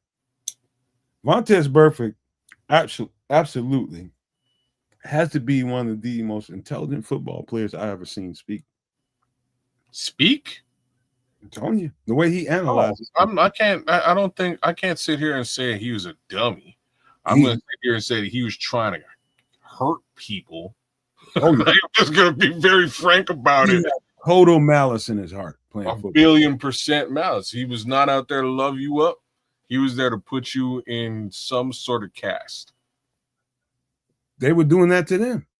He was just responding to the motherfuckers like in Pittsburgh and in fucking Baltimore. They were trying to do the same thing to each other. Yeah. They were trying to dominate that division. They were trying to get good enough to beat the Patriots. Yeah. Like I say, the problem with the real problem with Vontaze Burfict is literally timing more so than anything else.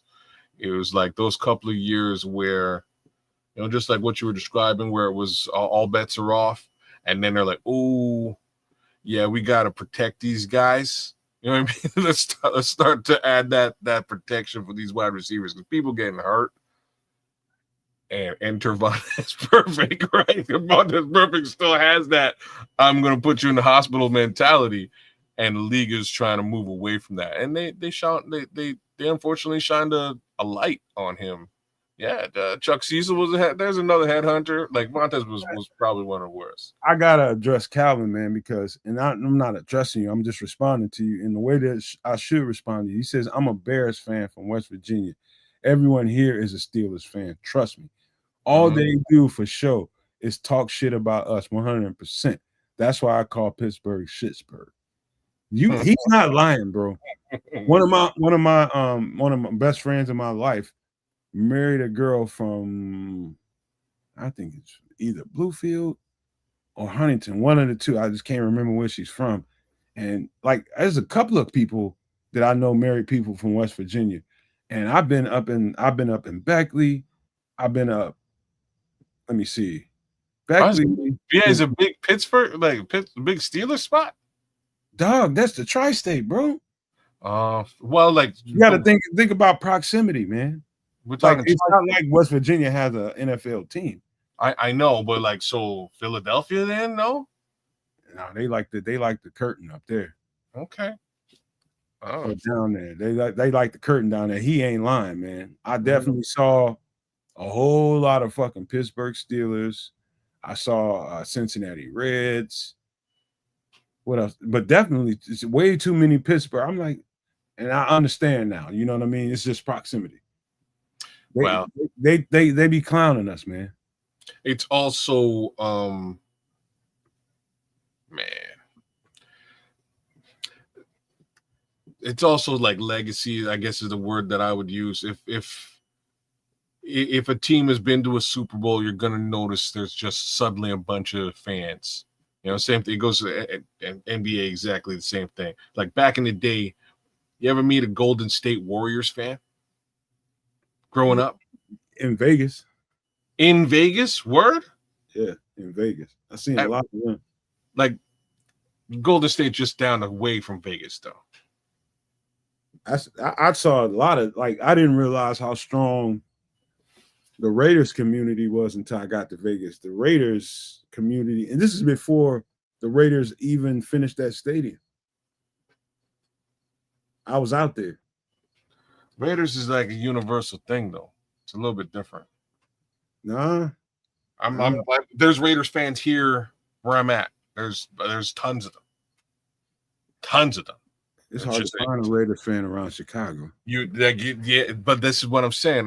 The way that U.S. is a little bit different, right? It's kind of a regional thing, but you know, because football is a regional thing. Once you step outside of that, if you came to Canada and you were to look and see which teams are popular, the answer to this is they won a Super Bowl at some point.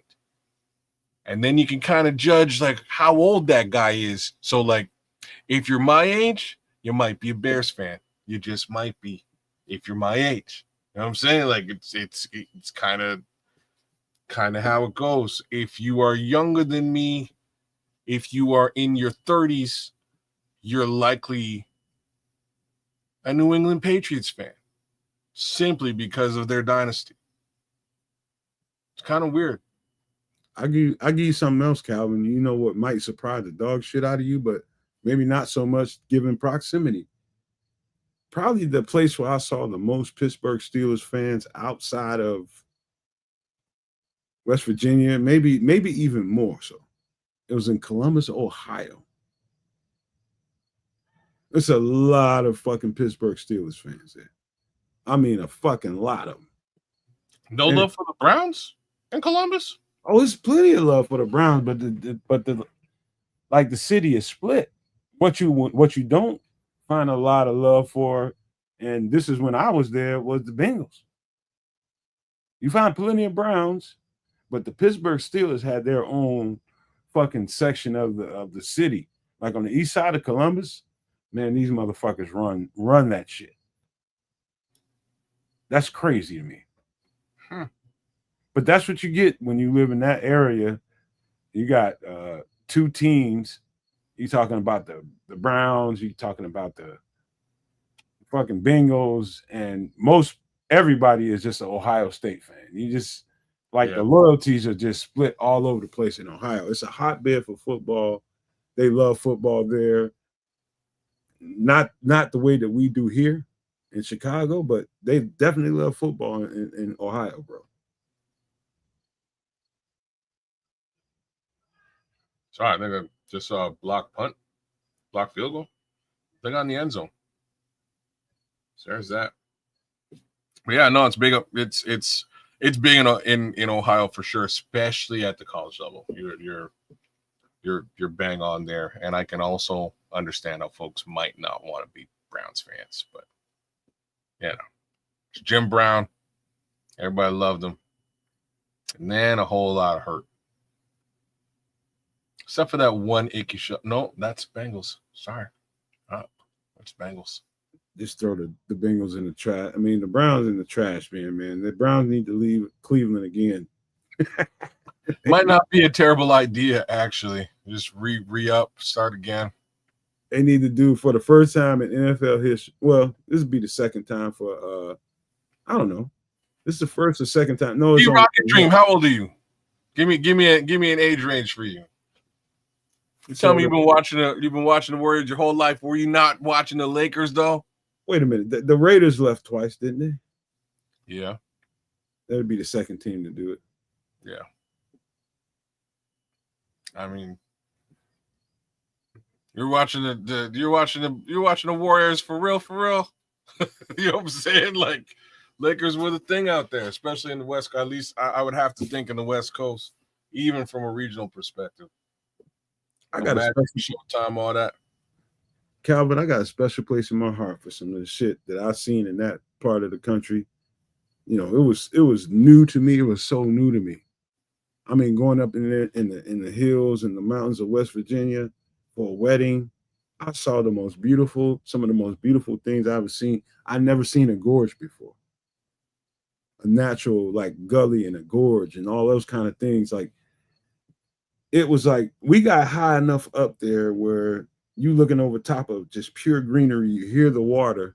And if you look close enough over the fog that was there, you can see the water running. I had never seen no shit like that in my whole entire life. You live in Canada, kid, so y'all got a different terrain. We got that up here for sure. Yeah. Illinois is flatland. Mm-hmm. It's all flatland, and you just don't see shit like that until you go out there. And I was in awe riding up there. My ears started popping. I was just like, "Ooh, what the fuck is this?" I'm looking over the side of the road, and I'm seeing people down there kayaking. We had to stop a couple of times just to see that shit. This shit was beautiful, bro. I mean, absolutely beautiful. I've been up to VA. It actually was. It is gorgeous country, man. I have to give you that, Calvin C. It's beautiful country. Canada's pretty. It's gorgeous country out here too. It's just unfortunately 6 months out of the year you want 8 months out of the year you might want to just be inside. You know what I mean? But when you get the opportunity, you go out and you experience it. Like my kids out in the West Coast, and he's like, "Dad, I went to Banff. You gotta come out to Banff." And I'm like, "For real?" He's like, "Oh, the water's beautiful, just mountains and like like you wouldn't believe it if you saw it. Like you have to come." So like as soon as he got out there, he's been there twice now. Second time he went out, jumped on his phone, FaceTime me immediately and was like, "Dad, look at what I'm standing in right now. Look at how beautiful this is." Just just crazy stuff out there, man. But trust me, VA was real nice for the little bit of time that I spent out there. I was kind of surprised. Yeah, I know that place a little bit too. Calvin says there's nothing here. Yes, it is, man. You there? He hates the Lakers. Hold on. That's Rocket Dreams. Mm-hmm. Calvin, there's something there. As long as you there's something there. Let me tell you something else that I know about West Virginia. You know, been there a couple times, and what it was the first time I was there and the second time I was there was totally different, man. Freaking, let's just say, narcotics hit that motherfucker like a ton of bricks. That must feel like people in West Virginia. That must feel like how crack hit, you know, LA, Chicago, New York in the 80s. That must feel like that there. It was pretty bad looking. It was pretty bad looking the last time I was there. Pretty bad looking. And I understand what he's going through. Like everybody is struggling, man. Like your average person on the street is trying to get a prescription or trying to get some meth or something. And it's just it's abnormal looking, man. It's bad, man. It's bad looking, bro. That's not a good scene, man. You should blame Pusha T. It's all Pusha T's fault. Just reminds me of Method Man in the movie. I think it's Belly. And they're out in VA. He comes through and it's, "I rode Dolo from state to state. Mike Love." He's Mike Love, bro, and he just reaches these spots and he's moving drugs and shit. Anyways, man, dude, it's funny, man. How we experienced in this state, very early 80s, and in plateau. the drugs hit the community here in LA and in New York so hard that it all climaxed in probably the late 90s. It probably climaxed in the late 90s, and everything kind of smoothed out, and people either got better or they didn't. You know, you got crack big. Now it's just now hitting the rural community. All that shit's just now hitting the rural community, and it's sad. It's sad. You know what else is sad? Aiden O'Connell throwing picks out there in preseason. Yeah, I think this is 28 second pick. I think. Is it really? No. Might be his second pick.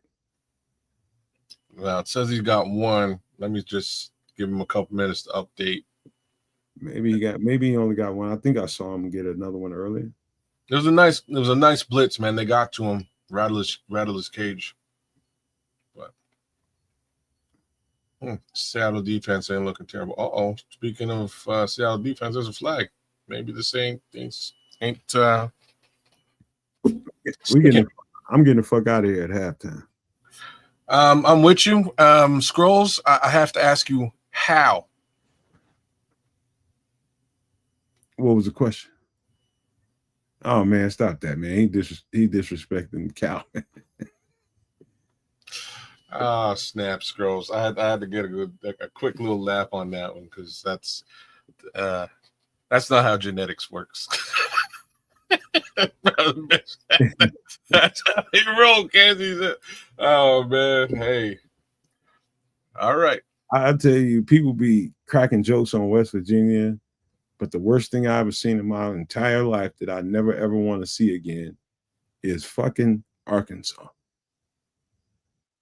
That motherfucker right there, bro. I never want to even fly over Arkansas again. Man, that bad? I'm telling you, kids. They're like, it's motherfuckers down there that need to be on chains, like chained up like dogs. Like, God damn it, man. You too out of control, motherfucker. You need to get your shit together. Oh, snap. Yeah, I've been watching wrestling lately, man. That's just like I just picture them white six out there in Arkansas. Man. For those of y'all who know what I'm talking about, you know what I'm talking about. But I don't never want it. It's like time forgot that place in areas. Like literally, like what the fuck is going on here? Let me find a picture of the white six so that you know where I'm at. There we go. Let's find me. Yeah, there's a good picture of the white six. It's like that motherfucker got stuck in the 1940s or something.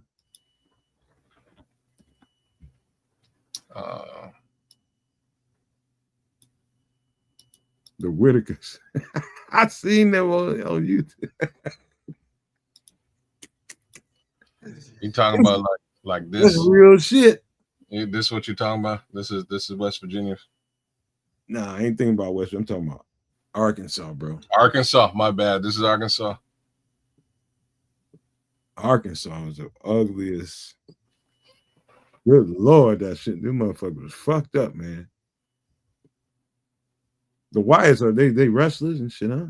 Yeah, like I said, I watched SummerSlam. So I don't know why the wife's been watching wrestling lately, but it's working. So give me something to watch sometimes.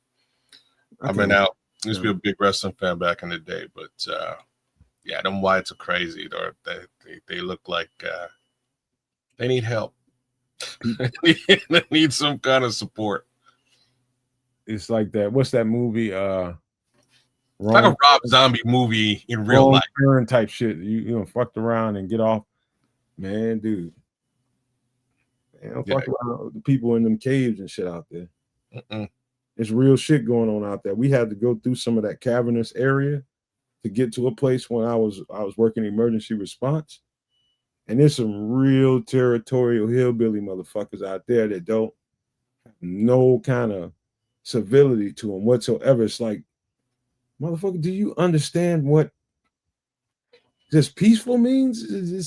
It's bad. I'm like, I can't even describe to you how not only disgusted I was, but I was disappointed in humankind. Like I'm not fucking playing, bro. This shit was horrible, man. Yep.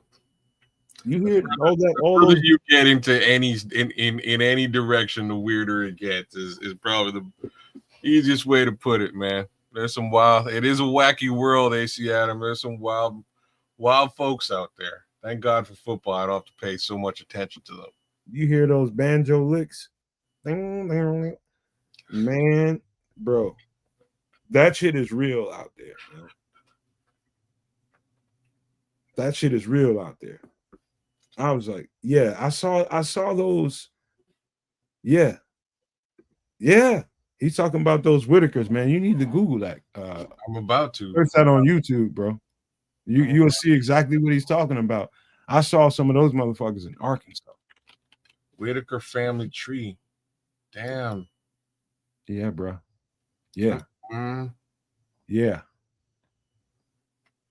They don't want any kind of interaction from any, they want to be left alone. And if that left alone means we end up breeding with each other, then that's what it is. We okay with it. Well, that's good because that's not good. Well, hold on now. The only reason I'm saying it's good is because like they're in their own thing. You just leave them alone to do their thing and step out of that. I'm not saying it's right. I'm just saying like in a pocket, you can ignore it. You fucking up the whole bloodline. Let's just say they get lucky and some of that inbreeding ends up with a halfway normal looking human being. That halfway normal looking and functioning human being ends up being your girlfriend. And you don't know because she's hold on. And she's kind of hid that from you. And all you know is you fell deeply in love with this normal looking human being. And all of a sudden your kids start coming out fucked up and true to the bloodline. And you wondering like, what the fuck is this? You know what it is? That woman's evil. She didn't tell you that her whole family was inbred. You didn't know she was a Whitaker, and you thought it was okay until it affected you. You might want to meet the family before you go mess around. Need to bust that shit up, man. They gotta bust that shit up.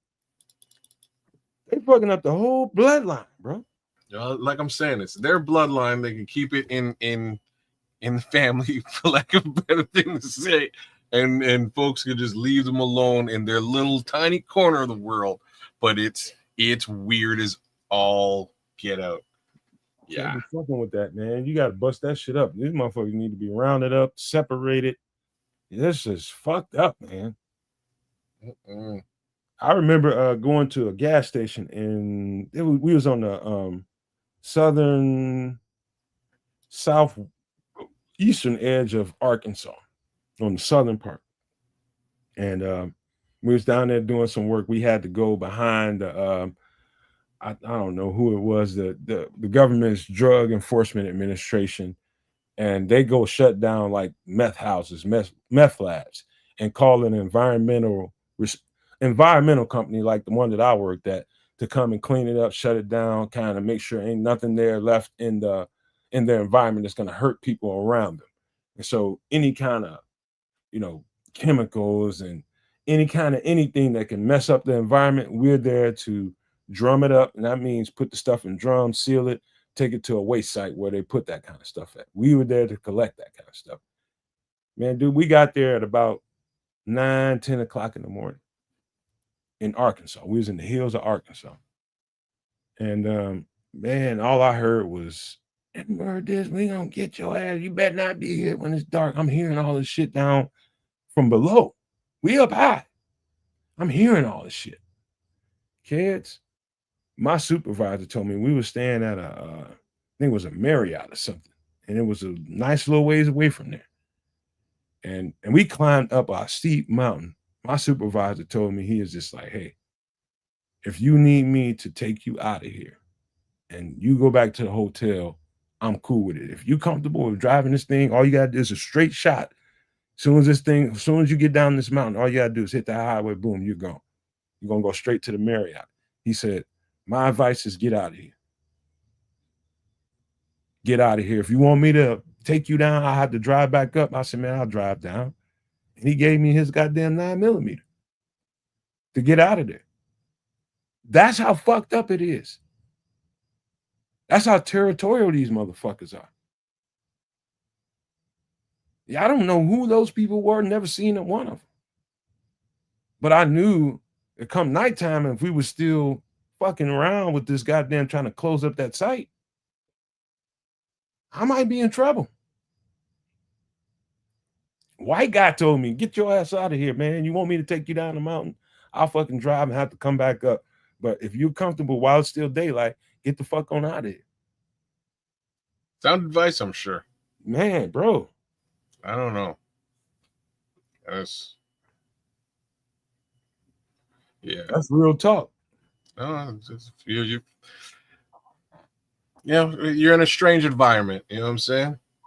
You don't really want to chance that kind of stuff. You need to get the hell out of there. The highest doctor said he came in hoping for Bears and Vikings talk. You're getting plenty of that too, man. We just spilled over into a real conversation. That's all.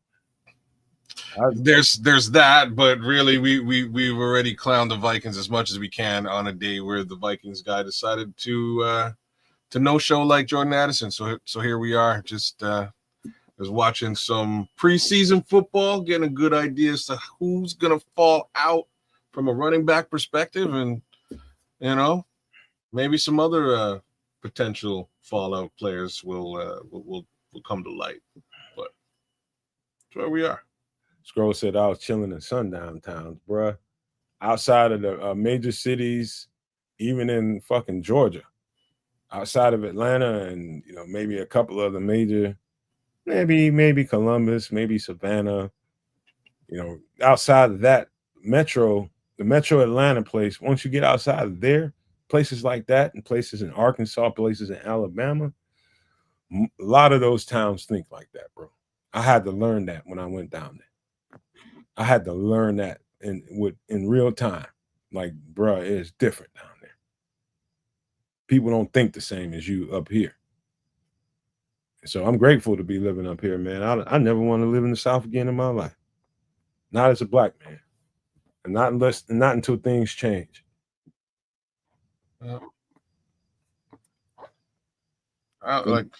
It's foreign to me for people to really think about controlling other people in any capacity. That's just foreign to me. From a territorial perspective, like, you run some kind of shit, you don't run none. You just live there. So you can tell me what to do, but like, you wouldn't like if I told you what to do.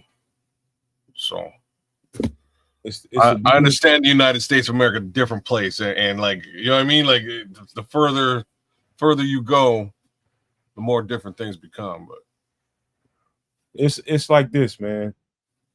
It's like people are afraid to break cycles, even though their pawpaw, your grandpawpaw, that's what they call them down there, your pawpaw.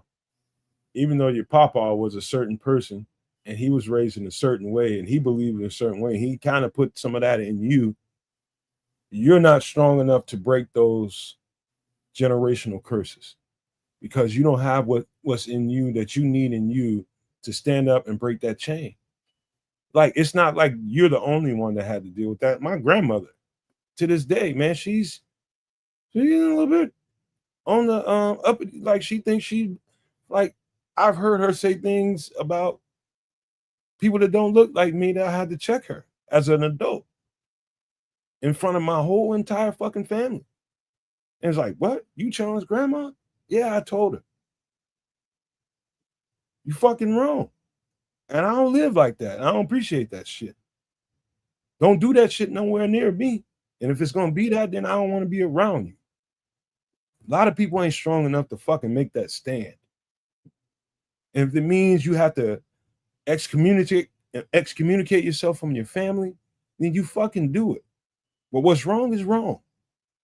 You got to be willing to break them fucking chains that will fucking plague you for the entirety of your life if you don't.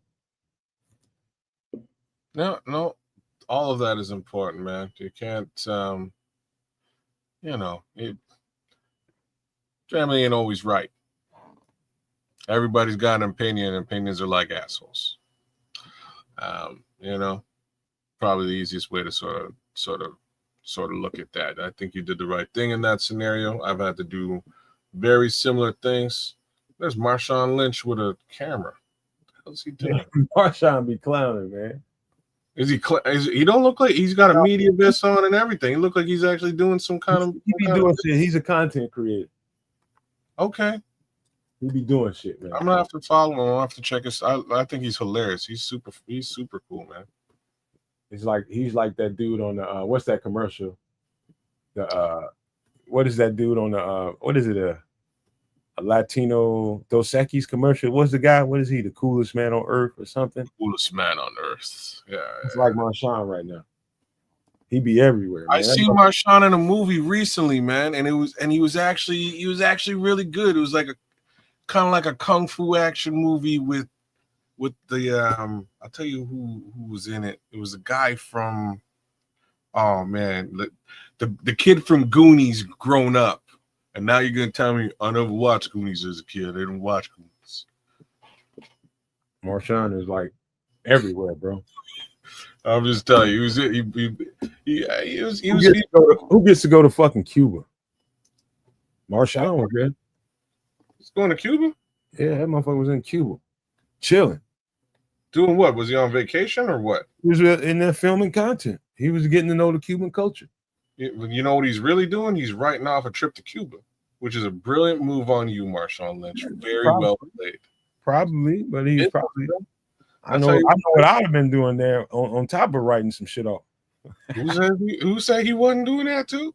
Oh man, dog, I'd have been hell to deal with, bro. I'd have been hell. I'd have been all over them females, boy. With reason. That's cool ass culture out there, man. Cool ass culture. I love the Cuban people. A place that I definitely want to visit in my lifetime, and I hope that things get a little different here, man. I do get it, but I don't get it at the same time. There's no reason for us to have strained relations with that country, man. To me, not in my opinion. Hey, shout out to Calvin. See, he about to bounce out. All right, Calvin, man. Hopefully this conversation didn't drive nobody off, but I was just telling my truth, man. That's all it was. But shout out to you, Calvin. What were you saying about Cuba? The relations are strained between us since the 60s. Yeah, since the Cuban Missile Crisis. Yeah. It's not it's a socialist country. It's a socialist country. Socialist, okay. Yeah.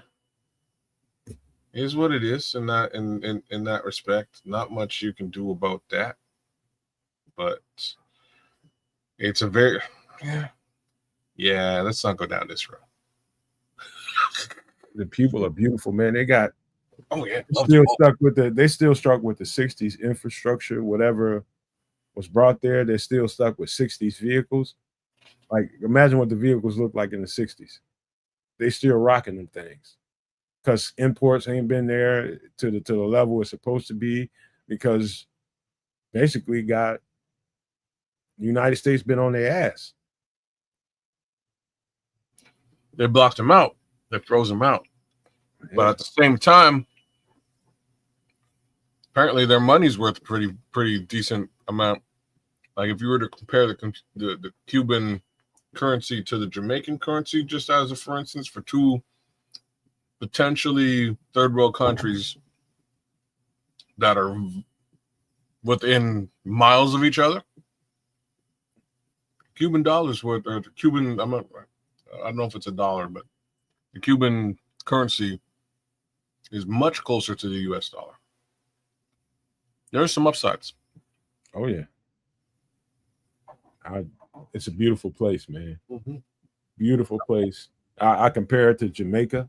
And when I look at it on TV or on wherever I look at it, it's a lot.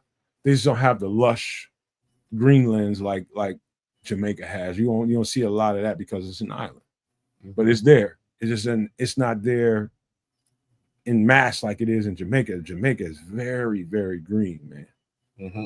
That's one of the first thing I noticed about that place. It's very green.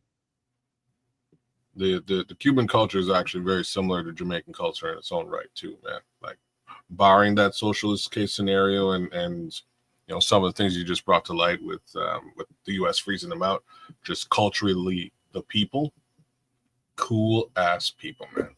Super down to earth. I gotta highlight a couple of questions. I put some stars by them to make sure we get to them. Bear Truth 9 says, this is an interesting question here. He says, question, could attachment be the root of all evil? That is very poignant right there, Bear Truth 9. And that's gonna live with me. In what context, BT9? I think I know exactly what he means. It's just it's your connection to whoever.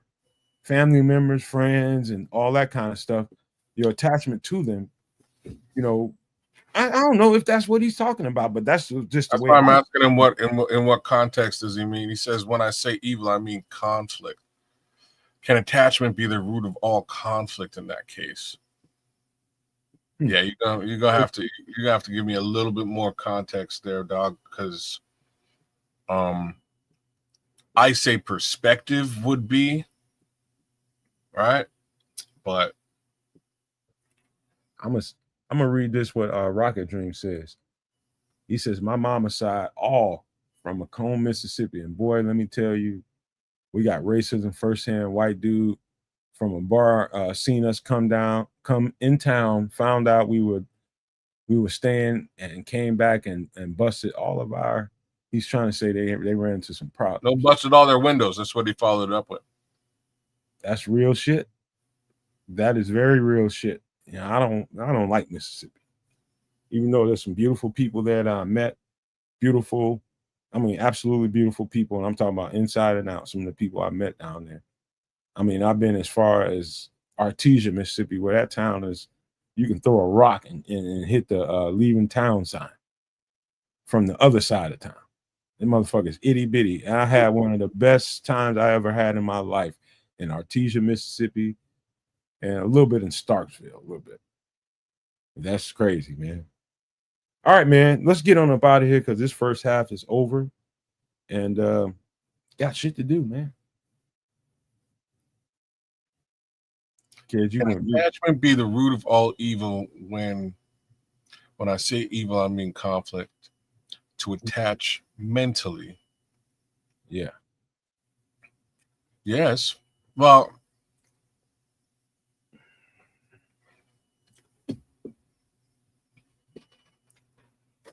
making you think. No, yeah, I'm thinking about it. I'm trying to give a little bit of. You could say I'm a mom. I'm attached to my baby. From that, an ego is created of a bias. Okay, so yes, I wouldn't say it's the root of all evil, right? But evil could definitely be derived from that, right? Like, look at what he's saying here.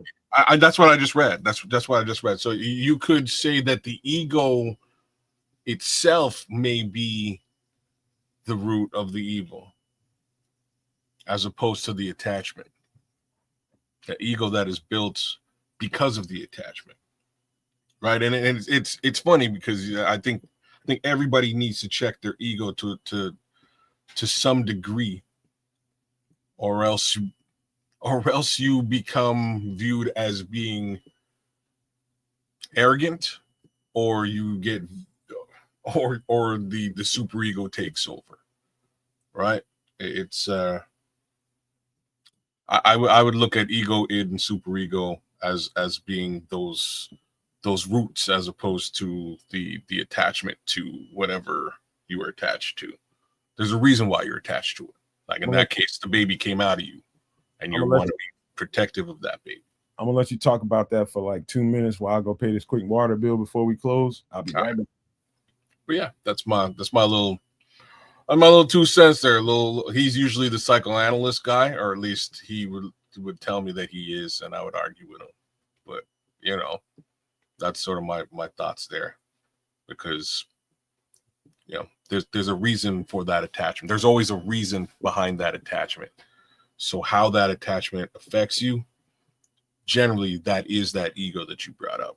Generally, it's the id that I'm bringing up, or the superego. But yeah, little bit of psychobabble before we call it a day on No Man at Night. But so far, Scrolls, Ashton Genty ain't done nothing tonight. Just letting you know, Ashton Genty got -1 yards rushing today. He had 3 rushes. Not a whole lot out there on the ground for the Los Angeles Raiders. Let's hope that that's exactly what things look like when they come to Chicago or when we go to Los Angeles. I'm not sure where the game's going to be played at. Seattle, on the other hand, whole bunch of work on the ground. Alani looks good. Damian Martinez looks okay. I mean, here's the delta. Martinez had 6 carries for 10 yards. Alani had 7 carries for 61 yards. Any of these guys, bro. Nothing without blue and orange, Scrolls. I'm so with you, bro. I gotta hate a little bit here. But if one of these running backs fall out in Seattle, I think the Bears may want to pay a little bit of attention to that. And to be honest with you, I'm going to spend the next week this little preseason game situation, just scouting backs and edge rushers to see who might fall out, because everybody's got to chop down these rosters real soon. Once these rosters are chopped down, some level of humanity is going to be ready and available for the Bears to snatch up. And in the running back arena, I can see us doing well. Edge rusher, though, I'm still secretly hoping for potentially like a Micah Parsons big move. But that's me. Y'all know me. That's me. All right, I'm back, man. It's time to go ahead and bounce out, man. Got shit to do tonight and tomorrow. I am working on some stuff for you kids. I don't know if I'm in the right place for you musically, but I'm going to double back on what I did last night and see if I need to continue with that, start all over. But I got you. You starting to mess with what I was talking about? Starting to, man. Okay. Trips asked for something this morning too. I'm gonna try to dip into that category and see what he's interested. Like, that's the most interesting motherfucker in the world, for real, man. That motherfucker, what he thinks is tripped out. He's tripped for a reason. So we're gonna get into a little bit of both of them, but yeah, I'm gonna get some of that done for you, man. It's just something I want to gift you with, because you've been good, good as shit to me as a friend, man. I'm gonna do that for you. I got you. All right, you mess with that and play it for me. We'll see what shakes out. But let's go ahead and close this thing out. Any pleasantries you want to give out before we go? You can't get to them all, kids. Don't even. No, we'll keep it short and sweet tonight. BT9, D Rocket Burns, Scrolls, AC Adam. Who else is out there? Well, you might want to answer that question, because I think. What time is that game? During the game on Sunday. What time is that game? We could be. Yeah, we probably will have to be, because that's your Nomad at night. That night. Is it Sunday night or Sunday during the day? I don't know. That's the question. I don't know. What time is the game, y'all? So the game is. Oh, it doesn't say here. It says Sunday. Yeah, I don't have a time. I'll have to figure out what the time is. We'll try and figure that out. Scrolls, good looking out. Very daytime. That's what I thought. I'm assuming like 1 Eastern, 12, 1 or 3. Who knows exactly when? But yeah, we'll do Nomad at night, whatever time that game comes on. Yeah, that'll be that show for the day. Right on. We'll figure it out. All right. Any more pleasantries you got?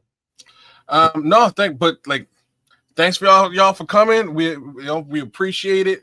Definitely check out Kedza Canuck at YouTube. Give me a like, share, subscribe. Do the same thing to my brother at Sports Chicago Style and my other brother here at the Nomad Network. We appreciate you guys. Shout out to Calvin C as well, and Marlon Johnson and Derek Guy, and Illy Jones.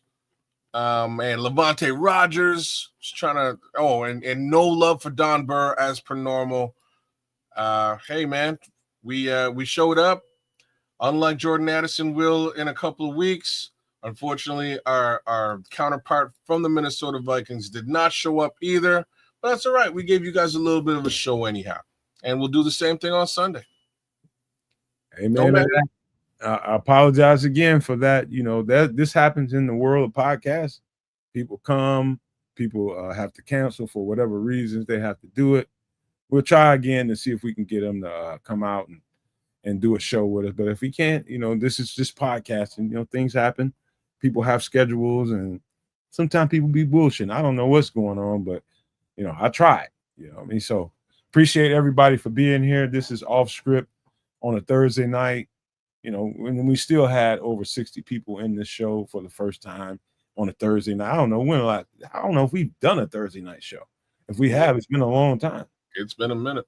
Yeah, so appreciate everybody for being here on GP, making sure you set the notification bell, and all the people that are watching this for the first time. It's free to hit the subscribe button, you all. I'm gonna be like a broken record, keep on telling you all. All it does is help us support this channel the way we need to. That's all it does. It doesn't cost you a dime. Hit the like button, make sure you share. And before I leave here, I want to tell you guys that, you know, you guys like the intro so much, we added it as the outro just for a favor for you guys. Enjoy that outro, but I want to leave you guys with these famous words. If you can think it and you can see it, there's no reason in the world why you cannot absolutely manifest it. Do not, and I repeat, do not be a prisoner of your own mind. But with that being said, we are out.